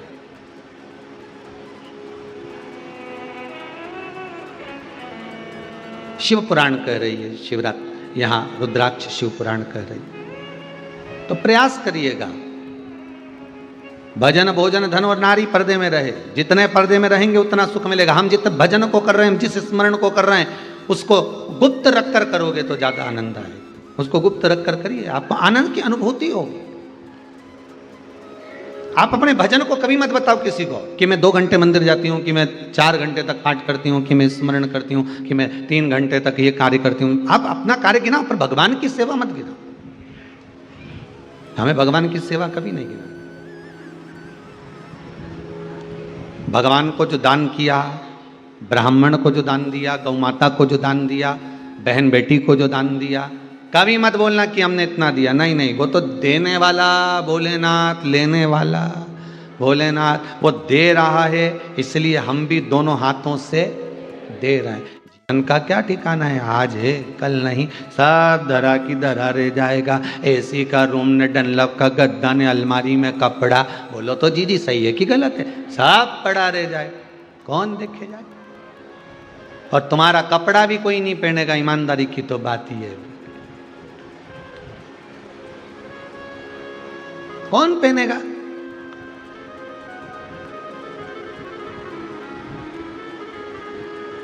अब दूसरी जगह कौन जाए, हम तो अपनी कह दें।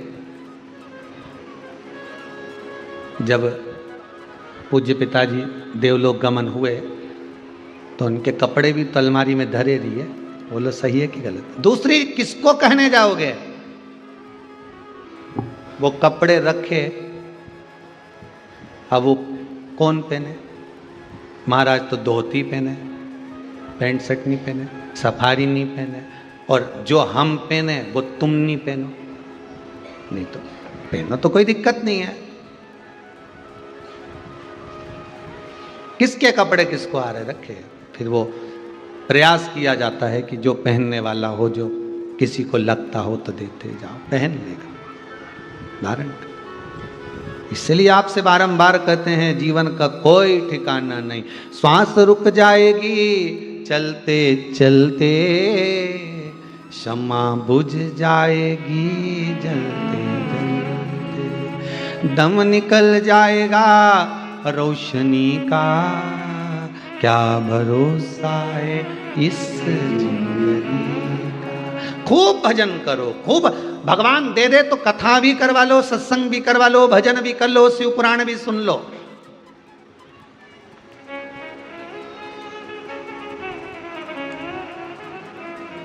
तुम्हारे जाने के बाद तुम्हारे घर के लोग बाद में कहेंगे कि हमको उनकी स्मृति में कथा करवा। नहीं नहीं, तुम खुद कर लो और के चले जाओ, बहू को सुन ले दीजिए हमारी स्मृति, अच्छे से लिख ले।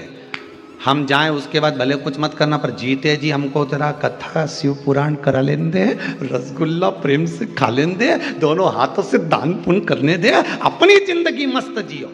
फिर कहेंगे जितना कमाओ, तुम मना नहीं है, कमाने के बाद तुम्हारे हाथों से दान नहीं होता मत करो, तुम्हारे हाथों से किसी से दिया नहीं जाए मत दो, तुम्हारे हाथों से कोई धर्म नहीं हो मत करो, पर निवेदन है जितना कमा रहे हो अपने ऊपर खर्च तो करो। एफडी बनवा लो, एफडी बनवाओ, बीमे में जमा करते जाओ। मरने के बाद बीमा किसको मिलेगा? तुझे ऊपर कोई देने आएगा? बीमा पक गया है, 12 लाख रुपए तुम्हें मिल रहा है, ऊपर कोई कहने आएगा? बीमा वाला बोलने आएगा पर कि 12 लाख तुम्हें बीमे के मिले, जाओ नीचे जाके तुम बढ़िया फ्रिज मिरीज खरीद लो, ने 2-4 आइसक्रीम खा लो, कौन मौका देगा? और ऊपर जाके तो बोलना भी मत कि हमारा 10,000 का बीमा था कि 5,000 का, सुनेगा ही नहीं, डायरेक्ट बोलेगा वो पाड़ा पे बैठा हुआ मुछंदर जोरदार, और हाथ में गदा और पीछे पाड़ा की पूंछ से अपन बंधे और दोचता दोचता ले जाएगा। ये सब भयंकर गरुड़ पुराण में लिखा है। खूब मारता मारता ले जाएगा, खूब जोरदार, और तुम चिल्लाओगे कि हमारा तो 10 लाख का बीमा है, तो क्या वो बीमा तेरे परिवार के काम आएगा? शिव पुराण का बीमा करा लेती तो ऊपर काम आता। बीमा तो ये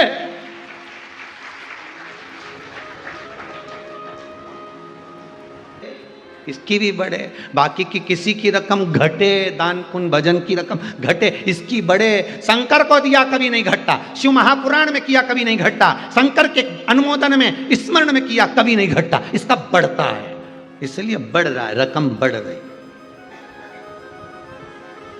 तो जितने लोग शिव पुराण की कथा सुन रहे हो, तुम घबराना मत ही न, कहीं नहीं हो, अपन तो पाड़ा की पूंछ से भी बन के नहीं जा, अपन तो जोरदार जाएंगे, बीमा जोरदार है, कहीं कर लिया बीमा बड़ा अच्छा नहीं जो। और यमराज के दूत अगर बंदी बनाने भी आ जाए नहीं तो उनसे कह देना पहले फाइल देख ले, इसके बाद बात करना मेरे से तो बोलना ही मत ही, बस योर वाला महाराज की इतनी कथा सुनी है, नहीं तो महाराज के पास ही चली जाऊंगी अब्बी की अब्बी, और वहां जाके पूछूं महाराज से तूने ही किया था महाराज की कथा सुनो, तो वो छेड़े ही नहीं, बोले ही नहीं। अकाल मृत्यु वो मरे जो काम करे, चंडाल का काल उसका क्या बिगाड़े, जो भक्त हो महाकाल का। तू नहीं बोला था सियोर वाला महाराज जी? बोल देना तुम तो सियोर वाला महाराज जी से कि मैं जाऊं अब्बी की अभी, हमारा से कहते ना अब्बी जाऊं मैं सियोर, 2 मिनट नहीं लगे महाराज, अब्बी पहुंची, और मैं ही बात करूं महाराज जी से कि तुमने कहा था कि ये कुछ नहीं बिगाड़ेगा यमराज भी, क्योंकि तुमने शंकर की कथा सुनी है, तो फिर ये कैसे आ गया, ये तू आया कैसे मेरे दरवाजे पर? तो फिर यमराज भी कह देगा जी मैं तो कहीं नहीं, मैं तो देखने आया था। वो भी कह देगा मैं तो थारे प्रणाम करने आया था कि तूने शंकर की इतनी कथा सुनी कि थारा रोम रोम में 3.5 करोड़ रोम छिद्र में शंकर की कथा ऐसी बैठ गई, तो 9 महीने से 10 महीने से 8 महीने से 2 साल से ऐसी सुन रही है कि रोम रोम में कथा चली गई। अब तो कहीं की दूसरी पानी भी चढ़ाए तो तू के बता दे, काय को मंदिर का ले रही, घर से लाई, अब तो तू भी सुधारने का काम कर दे। रोम रोम में शिव बैठना चाहिए, नस नस में शंकर हो, नस नस में शंकर। देवऋषि नारद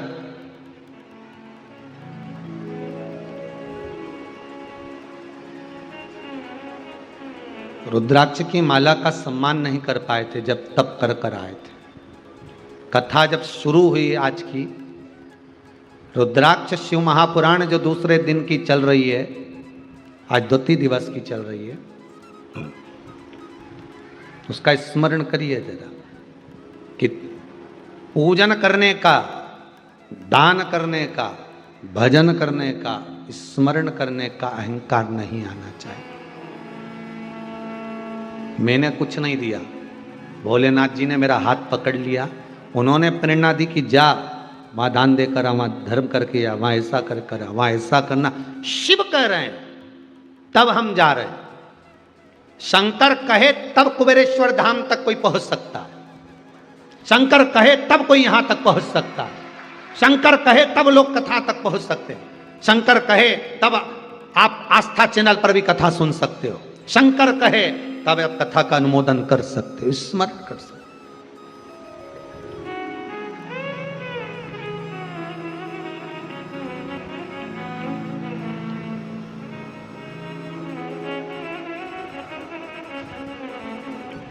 शिव करे सोए। शंकर अगर मेरे भोलेनाथ अगर प्रेरणा नहीं दे तो आप कहां आ रहे हो? यहां कहां? देवऋषि नारद ने सम्मान नहीं करा रुद्राक्ष की माला, भगवान शंकर ने दी थी। बस इतना जरूर कहा था माला देने के बाद कि देवऋषि नारद इतना जरूर याद करो कि तुमने जो मुझसे कहा कि कामदेव को मैंने जीत लिया, जिसको आप नहीं जीत पाए, ये बात आप भगवान विष्णु से मत कहना। पर नारद जी जो माला पहनकर गए, रुद्राक्ष की माला देवऋषि नारद ने उतार कर जमीन पर पटक दी। ये माला मैं पहनूंगा, ये माला मैं पहनूंगा। रुद्राक्ष की माला महाराज ये बल प्रदान करती है, तो व्यक्ति के ब्लड प्रेशर को, शुगर को भी लेवल कर देती है। बहुत बहुत ध्यान देना महाराज। जिस दिन आपका ब्लड प्रेशर ऊंचा जा रहा हो या नीचा जा रहा हो, डॉक्टर कह रहे हैं बहुत हाई हो गया, बहुत नीचा हो गया, दवाई खाओ, मना नहीं हमारी तरफ से, आप खाओ। पर थोड़ी देर के लिए आपके घर में अगर कोई रुद्राक्ष पड़ा हो, कोई रुद्राक्ष रखा हो, क्योंकि रखे को और पड़े में अंतर हो जाता है कि तुम उसका प्रयोग तो करते नहीं हो, तो पड़ा है। बहुत सारे रुद्राक्ष, कई माता कह देती हमारे बहुत सारे पड़े, पड़े का अलग संबोधन की, रखा मतलब उसका आपने प्रयोग नहीं करा। आपने उस रुद्राक्ष को, अगर शंकर का स्पर्श हुआ है, सिद्ध करा हुआ रुद्राक्ष है, तो अगर ब्लड प्रेशर ऊंचा नीचा भी हो रहा है तो थोड़ी देर रुद्राक्ष को हाथ में रख लो, या फिर दोनों हाथ से दबाओ, मलो, या पूरी हथेली में उसको घुमाना प्रारंभ कर दो। ज्यादा से ज्यादा 5 मिनट 3 मिनट करना, ब्लड प्रेशर लेवल पर आ जाए। करके जरूर देखना। श्योर वाला महाराज झूठ तो नहीं बोल रही यार, करके जरूर देखो, प्रैक्टिकल जरूर करो। कहीं और श्योर वाला महाराज झूठ बोले तो प्रैक्टिकल जरूर करो, बिना प्रैक्टिकल नहीं रहना। क्योंकि महाराज बोल रहा है कथा में से, और कथा में से निकालेगा सो बताएगा। अपन तो सब चीज रखो यहाँ पर, एक एक चीज का वर्णन रखो।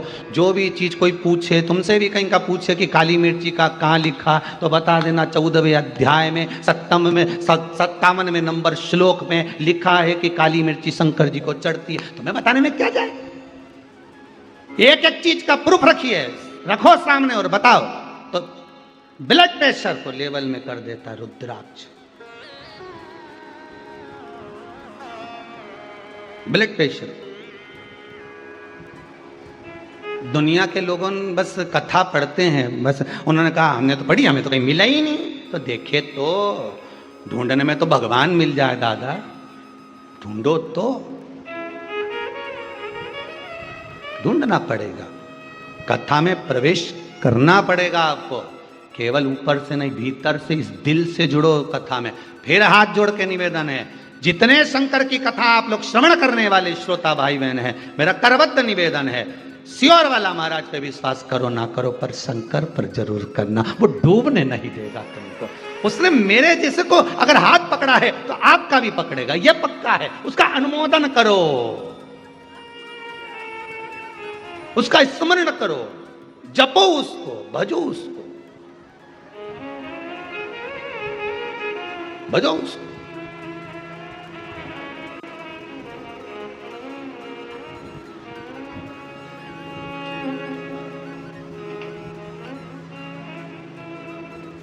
उसका स्मरण कर कर देखिए।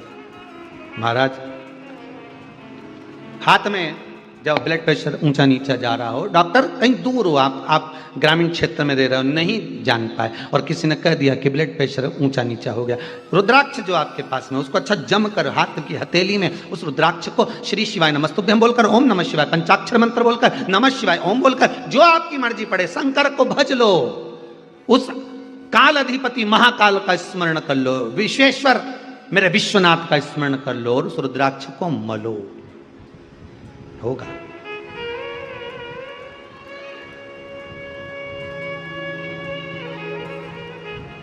शंकर का अनुमोदन कर। महाराज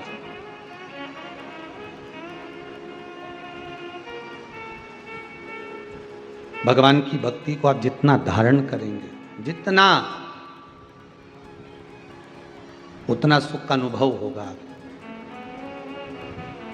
अपमान कर दिया देवऋषि नारद ने रुद्राक्ष की माला का।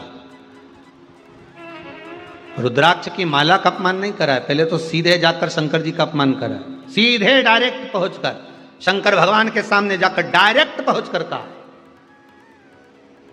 सीधे। भोलेनाथ, जिस कामदेव को आप नहीं जीत पाए उस कामदेव को मैंने जीता है। शंकर भगवान मन में सोचे, बस बात तो यही है, तूने कामदेव को जीता, मैंने रिश्तेदारी जीती है। मैं सती का पति, कामदेव रति का पति, ये मेरा साड़ू भाई है।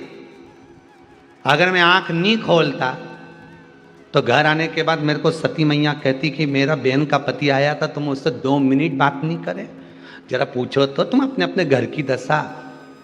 तुम्हारी बहन का पति आए और तुम्हारा पति बात नहीं करे तो बेचारे की हालत खराब हो जाए। 2 मिनट दुकान छोड़ के नहीं आ सकते थे? इतने दिन के बाद तो आया। 5 मिनट बात करने में तुम्हारा क्या जा रहा था? क्या सारा काम आज ही करना था? मेरी बहन का पति आया था और भगोने जैसा मुंडा हो गया, भगोने जैसा, रोटी नहीं खाए, न तुम्हें परसे, परस लो खुद ही। मेरे बहन का पति आया। अब पति बोला, तू तो मिली थी ना, तेरे बहन का पति आया तो मैं तो मिली, मेरे को तो सब रिश्तेदारी निभाना है, पर तुम कब निभाओगे? पति बोला, मैं दुकान निभा लूं कि रिश्तेदारी, तू बता। अब तुम्हारा कोई आएगा तो मैं देखूंगी। पत्नी तुरंत बोली। तब पति ने कहा, अच्छा मैं फोन लगा ले। काय को फोन लगा रहे हो? अब तो भगवान शंकर जानते थे कि मैं गृहस्थाश्रम में पड़ा हूं। भगवान शंकर जानते थे कि मैं मृत्यु लोक में रह रहा हूं। मृत्यु लोक की हालत भगवान शिव ने कह दिया कि ये रति का पति है, मैं सती का पति हूं। शंकर भगवान बोले, जब मेरा साधु भाई आया तो नेत्र तो खोलना पड़ेगा साहब, मोबाइल तो एक साइड रख के बात तो करनी पड़ेगी ना, भले तुम्हें हेडफोन लगाए पर निकालना तो पड़ेगा, क्योंकि रिश्तेदार आया है। सही रिश्तेदारी इसको ही कहते हैं, जब अपने दरवाजे पर कोई आए, कोई अतिथि आए, कोई मेहमान आए, कोई तुम्हारा अपना मिलने के लिए आया है, तुमसे हालचाल पूछने के लिए आया है और तुम सामने टीवी खोल कर बैठे हो, न्यूज देख रहे हो, तो उसको लगेगा कि नहीं लगेगा? हम आए, हमको तो सम्मान देख ही नहीं रहा है। बस 11 रन ही बने इसके, 1 विकेट हो चुका है। अब मेहमान को लगे, बताओ हम तो इतनी दूर से इनसे मिलने आए और इसका ध्यान टीवी में लगा है। अच्छा लगेगा कि नहीं लगेगा? बोलो अच्छा लगेगा, ये सब चीज अच्छी है? नहीं। जब तुम्हारे यहाँ कोई अतिथि आए, जब तुम्हारे यहाँ कोई मेहमान आए, जब तुम्हारे यहाँ कोई मिलने के लिए आए, उस समय पर टीवी बंद, कितना भी रोचक नाटक क्यों ना आ रहा, बंद। हाँ, कोई धर्म की कथा चल रही हो, सत्संग आदि चल रहा तो चलाओ, क्योंकि ये घर जाके नहीं सुनेगा, इसे यहीं सुनाओ। हाँ, कथा हो रही हो शिव पुराण की टीवी पे और कहीं का मेहमान आ जाए तो मना नहीं, इसको सुनाओ, पूरी सुनाओ। ये घरे जाके नहीं सुनेगा, इसके तो यहीं सुनाओ, दूधो नहाओ ने पूतो फलो, यही ना। पर अगर कहीं के गेम चल रहा हो, मैच आदि चल रहा हो, या ये नाटक माटक या फालतू चीजें चल रही हो तो बंद, बाद में देख लेगा। एक नाटक तो 2-3 बार आए, बोलो सही है कि गलत है? कभी इस पे आए, कभी उस पे आए। शिव पुराण कौन सी 2-3 बार आए? एक ही बार आए, 1 बजे से 4 बजे तक। 4 बजे के बाद इनसे के भी दे कि लगा दो, तो इनका दादा नहीं लगाए, तब क्या क्यों?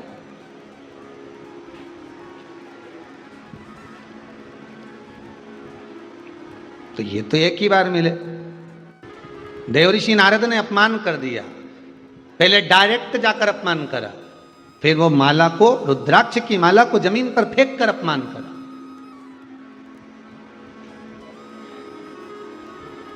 बहुत कीमती हैं शंकर जी के ये नयन के अश्रु, रुद्राक्ष बहुत कीमती।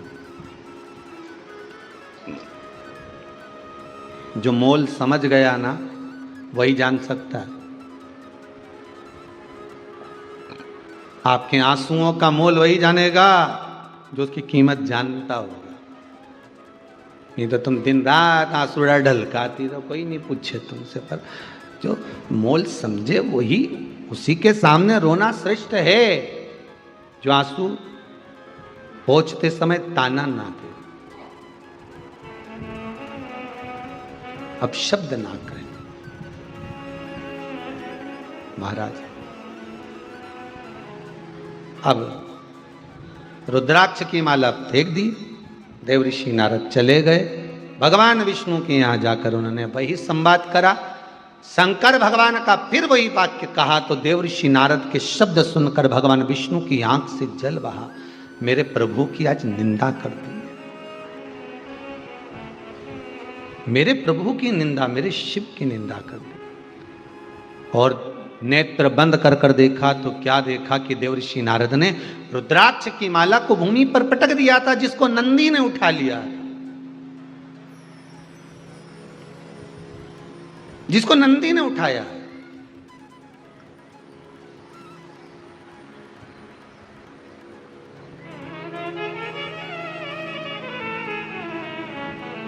और नंदी ने उस रुद्राक्ष की माला को भगवान विष्णु शिव जी को ले जाकर दिया। प्रभु जी तो आपके गले की माला है। शंकर भगवान बोले हाँ मेरे गले की। किसको दी थी? भगवान बोले नारद जी को। नंदी को क्रोध आ गया। नंदी ने कहा मैं अभी जाता हूं नारद के पास, देव ऋषि नारद जी को अभी देख लेता हूं जाके, उन्होंने आपकी इस माला का अपमान कैसे कर दिया। शंकर भगवान बोले माला का अपमान उसने कराए तो तुझे क्रोध क्यों आ रहा है? उसने आपकी माला का अपमान करा।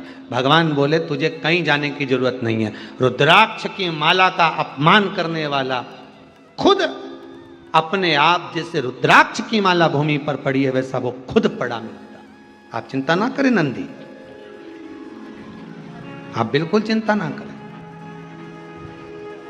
आप किस चीज की चिंता करें? छोड़ दो उसको।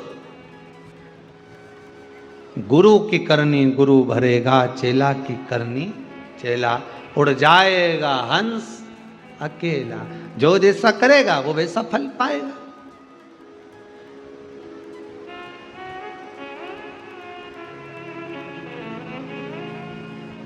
जैसा कर्म वो कर रहा है उसके अनुसार उसको फल मिल रहा है। उसने अगर अपमान करा है तो अपमान का फल, उसने अगर कुछ कहा है तो उसको वही चीज श्रवण करने को मिल रही है, उसको मिलेगा वो। आप अपने मुख से कहकर कुछ विचार ना करिए, अपने मुख से बोलकर आप उसका स्मरण ना करिए, छोड़ो।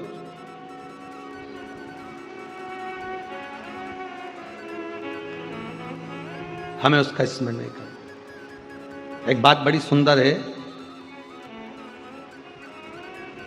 आत्मा की शांति के लिए कैलाश पर्वत पे जाकर मत बैठो।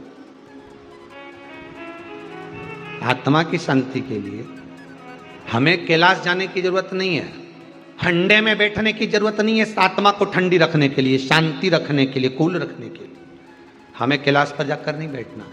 कैलाश वाले को हमारे अंदर लाकर बिठाना है, हमें कैलाश नहीं जाना है।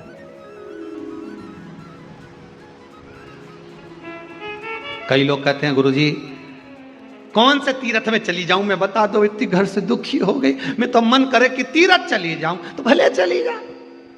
अभी कल की बात है, रात्रि ने जन्माष्टमी के दिन रात्रि को 11 बजे की बात, नहीं 11-12 बजे, शायद 10:30 पौने 11 की बात है। हमारा मन नहीं लगे घर में रहने का, अब तो मैंने सोच लिया किसी तीर्थ में जाके रहूंगी। हमने पूछा मां काय को जाएगी तीर्थ में? शांति तो मिलेगी हृदय को, थोड़ी ठंडक तो मिलेगी या जीवड़ा को। तो हमने कहा ठंडक चाहिए, शांति चाहिए तो तुम्हें कहीं जाने की जरूरत नहीं है। वो महादेव को कैलाश पे से निकाल के लाओ और उसकी कथा, उसका भजन, उसका मंत्र, उसका नाम, उसका स्मरण, उसकी याद इस दिल में लाकर बिठा दो। जब कैलाश पे रहने वाला दिल में आ जाएगा तो दिल तो वैसे ही ठंडा हो जाएगा। फिर बेचैनी रहेगी ही नहीं। अरे गुरुजी बहुत प्रयास करूं पर घर का ये बहुवन तुम्हारे 2 मिनट भजन करने दे, तो तू भजन करे कि बहू का मुंडा देखे? अरे कई मुंडा देखो प्रेम से तो रोटी नहीं दे, मत दे, नहीं देनी मत दे। पेट किसने दिया? भगवान ने। तो रोटी कौन देगा? बहू देगी। बहू की सामर्थ्य था जो तुम्हें रोटी दे दे? अरे बोलो तो, संसार में किसकी सामर्थ्य था जो तुम्हें भोजन दे दे? पूरे अगले वर्ष का लॉकडाउन देख लो जीजियों, सब बंद। पति भी घर में 4 महीना से, दुकान नहीं चले, व्यापार नहीं चले, व्यवसाय नहीं चले, कहीं नहीं, आटा चावल दाल शक्कर सब खत्म। उसके बाद भी रोज पोया बन रही है, रोज हलवा, रोज नया नया आइटम खाने का, खमन बना लो, इडली बना लो। पूरा दिवाली का फंक्शन तो तुमने 4 महीना में कर लिया। कौन लाके दे रहा था? कोई कमाने नहीं जा रहा था। जब कमाने जाते थे तो ठंडी रोटी मिलती थी, टिफिन की निकाल कर खाओ, ठंडी खाओ। पर जब से घर में पड़े थे रोज गरम मिल रही थी, गरम गरम, ताती ताती लाके दे लो जी, एक गरम और लो। और भेरू भी ऐसा खाए ना, भाई टीवी देखता जाए, ठीक तो लिया। और 4 बजे ने तो के चना लिया ने, ये लिया। सबसे ज्यादा आफत तो बेचारी माताओं की बनी, इनने खूब कोसा हुआ कोरोना के, खूब ना जाने कहां से आ गया, बना बना के मरी जाए। और रात्रि को फिर पति बोले जा जरा 2 बिस्कुट और 1 गिलास दूध लिया, मेयर से मत बोलना। 7 बजे से जो बनाने पीली सब खूब बनाया। सही परीक्षा तो सबकी थी, पर सबसे ज्यादा परीक्षा इनकी थी। इधर इनके झेलो, इधर बच्चा उनके, लड़ रहे, झगड़ रहे, गुस्सा कर रहे, सामान फेंक रहे। उधर से अम्मा बब्बा, उधर से मायके की याद आ रही। पर बस उनमें ना ट्रेन चले ना बस चले, जिबड़ा करे, पंख होते तो उड़ी आती, कहां जा।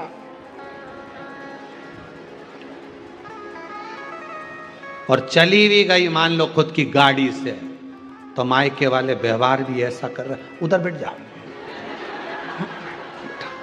थोड़ा मास्क लगाओ, हाथ सैनिटाइज करो, और जितने कपड़े पहने सब धो। तो क्या हम कोई मरे में से आ रहे हैं? नहीं, धो जाओ, सब धो।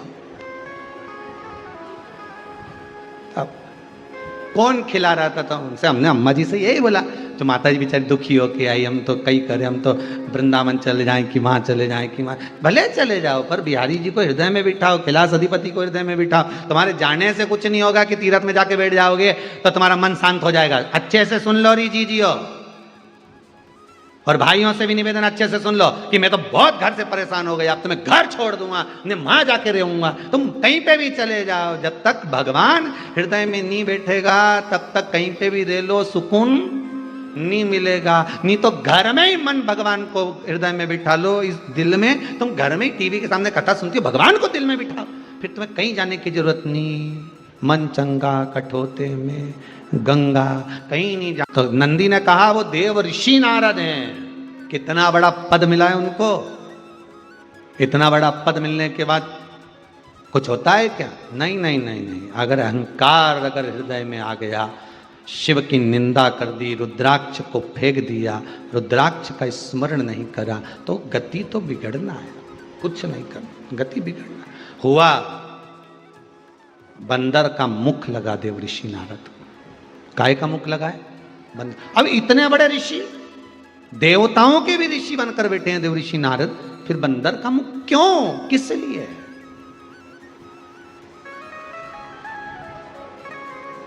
समय को देखते हुए आप अगर भगवान की भक्ति में लग गए तो ठीक है।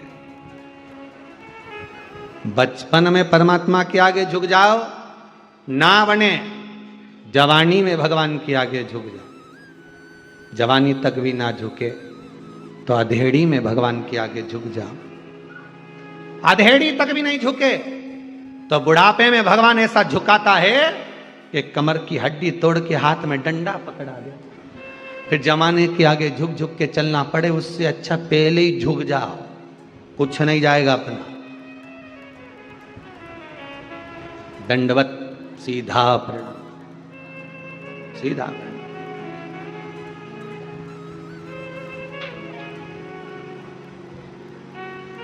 इस चित्त को लगा लो।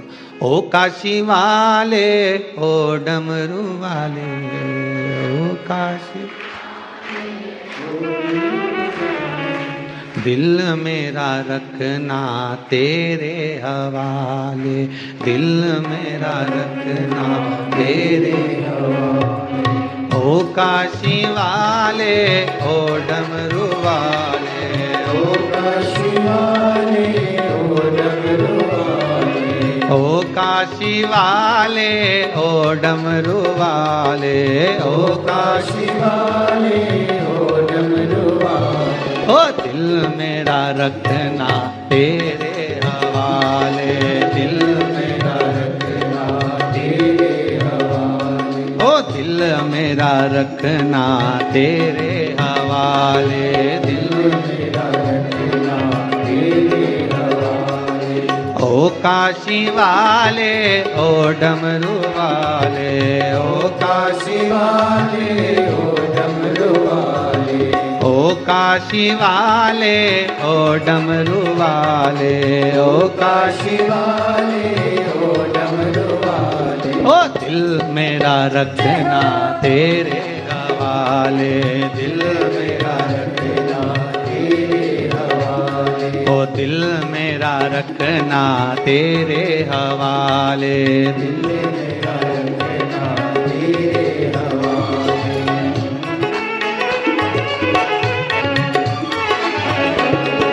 तेरे दर पे हैं कब से पुकारे, तेरे दर पे हैं कब से पुकारे, तेरे दर पे हैं कब से पुकारे, तेरे दर पे हैं कब से पुकारे। दिल मेरा रखना तेरे हवाले, दिल मेरा रखना तेरे हवाले। ओ दिल मेरा रखना तेरे हवाले, दिल मेरा रखना तेरे हवाले। ओ काशी वाले, ओ डमरू वाले, ओ काशी वाले, ओ डमरू वाले, ओ काशी वाले, ओ डमरू वाले, ओ काशी वाले, ओ डमरू वाले। ये दिल मेरा रखना तेरे हवाले, दिल मेरा रखना तेरे हवाले। ओ दिल मेरा रखना तेरे हवाले, ओ दिल मेरा रखना तेरे हवाले। ओहो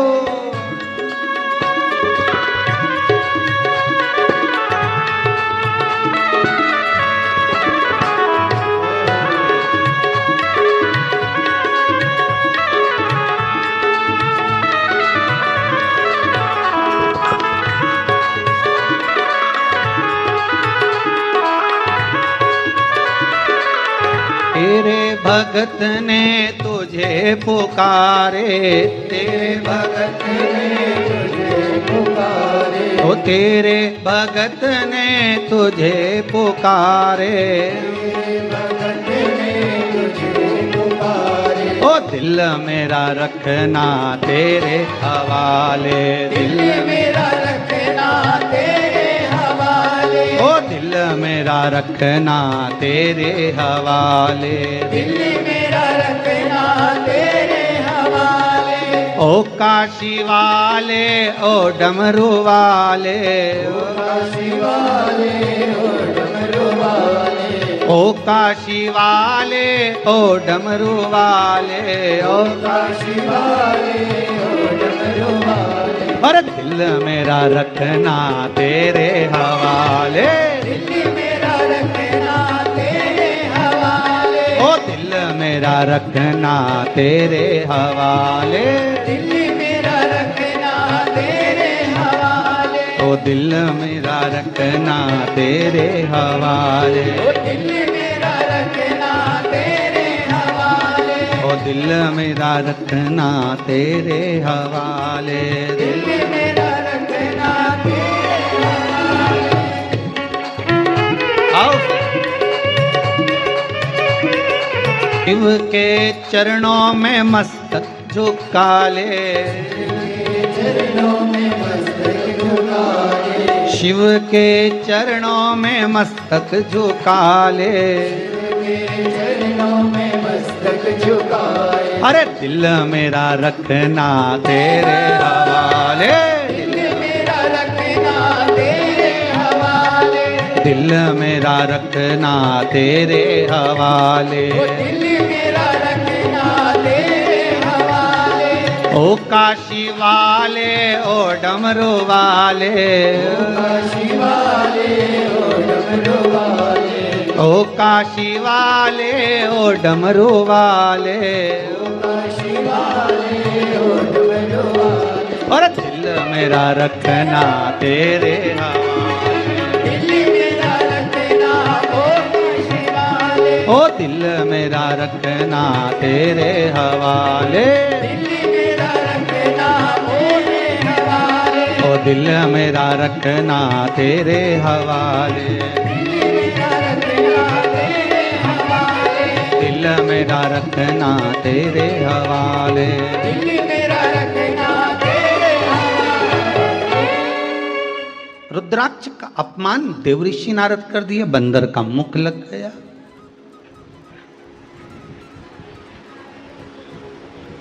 और मुख बंदर का लगा। आखिरी में करना क्या पड़ा? चंद्रभागा नदी के तट पर जाकर शिव की आराधना करी। मेरे भूत भावन भूतेश्वर मेरे शंकर की आराधना। एक बात याद रखिएगा, भक्ति में निकले हुए अश्रु का एक आनंद ही दूसरा है।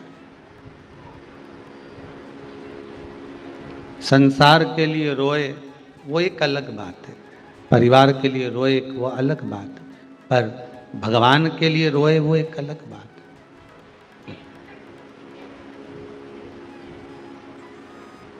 शिव मिला, मेरे भोले, मेरे ओघड़ी, मेरे दातार, मेरे शंकर।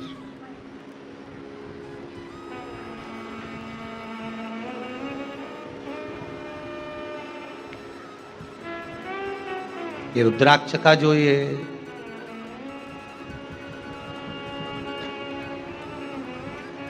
स्वरूप है, फल है,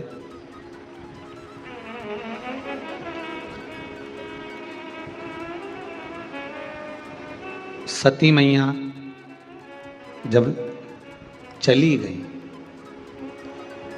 रुद्राक्ष का पौधा कब उत्पन्न हुआ था? भगवान ने ऐसा आंसू कब गिराया था? किसके लिए गिराया था? जो ये रुद्राक्ष का पौधा उत्पन्न हुआ।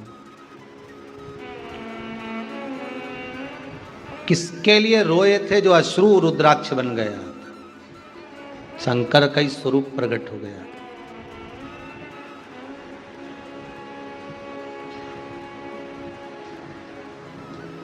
शिव जी को सारे रुद्राक्ष प्रिय हैं, और शंकर जी को सबसे ज्यादा प्रिय है दो मुखी रुद्राक्ष।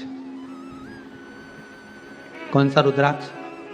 दो मुखी रुद्राक्ष। शिव को सारे रुद्राक्ष प्रिय हैं क्योंकि शंकर के नैन अश्रु से बने, और दो मुखी रुद्राक्ष शंकर को अधिक प्रिय है क्योंकि वो सती और शिव का स्वरूप है। जिसके लिए आंसू बहाया था वही सम्मुख में आया था। सती मैया चली गई, तब साधना में शंकर जी बैठ गए। ये सारा संसार जानता है कि उस तप साधना को तोड़ने के लिए कितना प्रयास करा गया। तीसरा नेत्र खुला, कामदेव जलकर भस्म हुए, ये सब कथा बहुत बहुत बहुत बात की है। हजारों वर्ष निकल गए, रामचरितमानस में भी लिखा हुआ है। आप अगर शिव पुराण नहीं सुने तो रामचरितमानस का स्मरण करिएगा, उसमें भी लिखा है हजारों वर्ष निकल गए, हजारों वर्ष भगवान तप साधना में लगे थे, उठ ही नहीं रहे थे।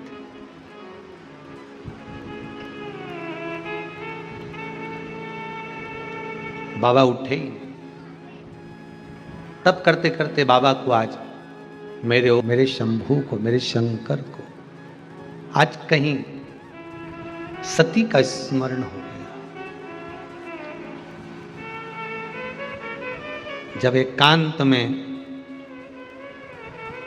पत्नी अगर चली गई, प्राण छूट गए, समाप्त हो गए, लोग कहते हैं क्या पति रोएगा इनके लिए?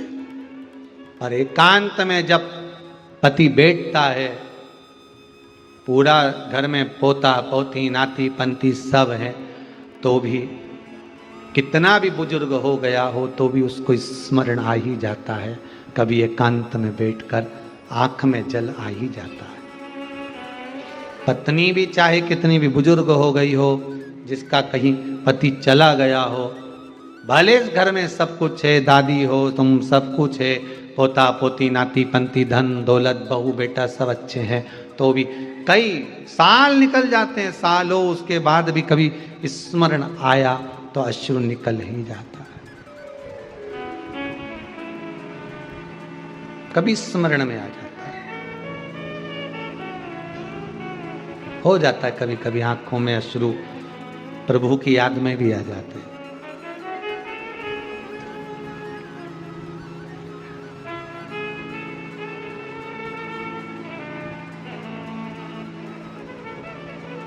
कभी कभी आंखों में अश्रु आ ही जाते हैं। भगवान मेरा ओघड़दानी, मेरा त्रिकालदर्शी, मेरे कैलाशी, मेरे अविनाशी, मेरे शिव बैठे थे। आंख में सती की याद स्मरण करते करते आ गई। कब आई? जब स्मरण में राम चल रहे थे। राम का मैंने दर्शन करा, कुंभज बाबा के आश्रम से होकर आया, मुझे मेरे राघव का दर्शन हो गया। राघव के दर्शन को याद करते करते, राम जी के दर्शन को याद करते करते वो सती भी याद आ गई।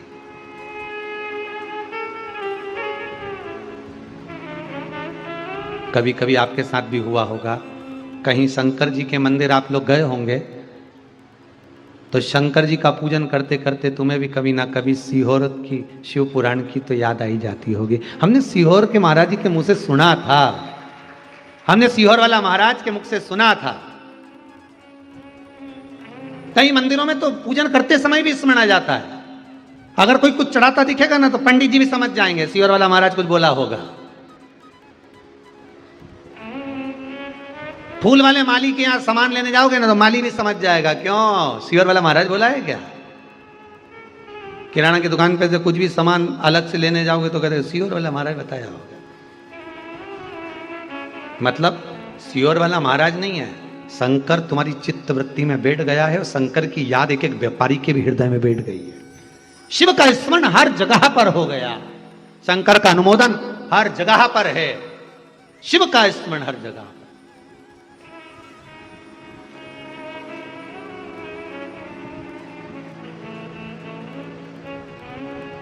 चित्त वृत्ति में आ गया, सती का अनुमोदन हो गया। कुछ याद, कुछ पल, कुछ घड़ी, कुछ क्षण आ गए और मन में आया, ओ काशी वाले, ओ डमरू वाले, दिल मेरा रखना तेरे हवाले। बस हृदय पहुंच गया माता सती के स्मरण में। भगवान भूत भावन भूतेश्वर भगवान शंकर के नयन से अश्रु गिर गया। माता की याद, सती अम्बा की याद।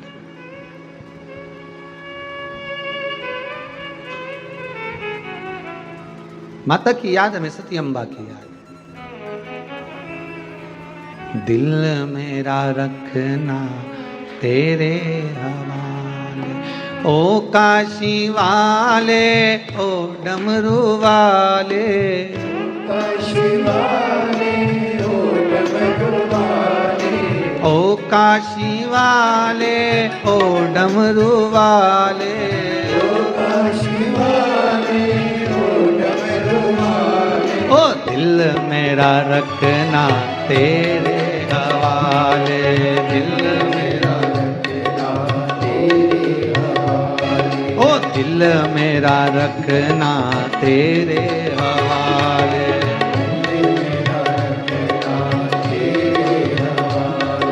तेरे चरण में लगन लगा ले।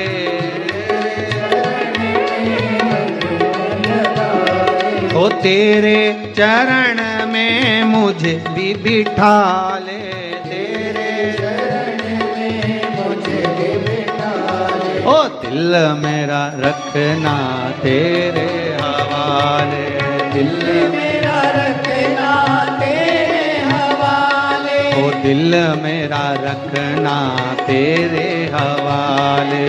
दिल मेरा रखना तेरे हवाले। ओ काशी वाले ओ डमरू वाले। ओ काशी वाले ओ डमरू वाले। ओ काशी वाले ओ डमरू वाले। ओ काशी वाले ओ डमरू वाले। अरे दिल मेरा रखना तेरे हवाले। दिल मेरा रखना तेरे हवाले। ओ दिल मेरा रखना तेरे हवाले। दिल मेरा रखना तेरे हवाले। सती की याद में प्रेम का अश्रु जो गिरा है वही अश्रु रुद्राक्ष का वृक्ष हो गया। वही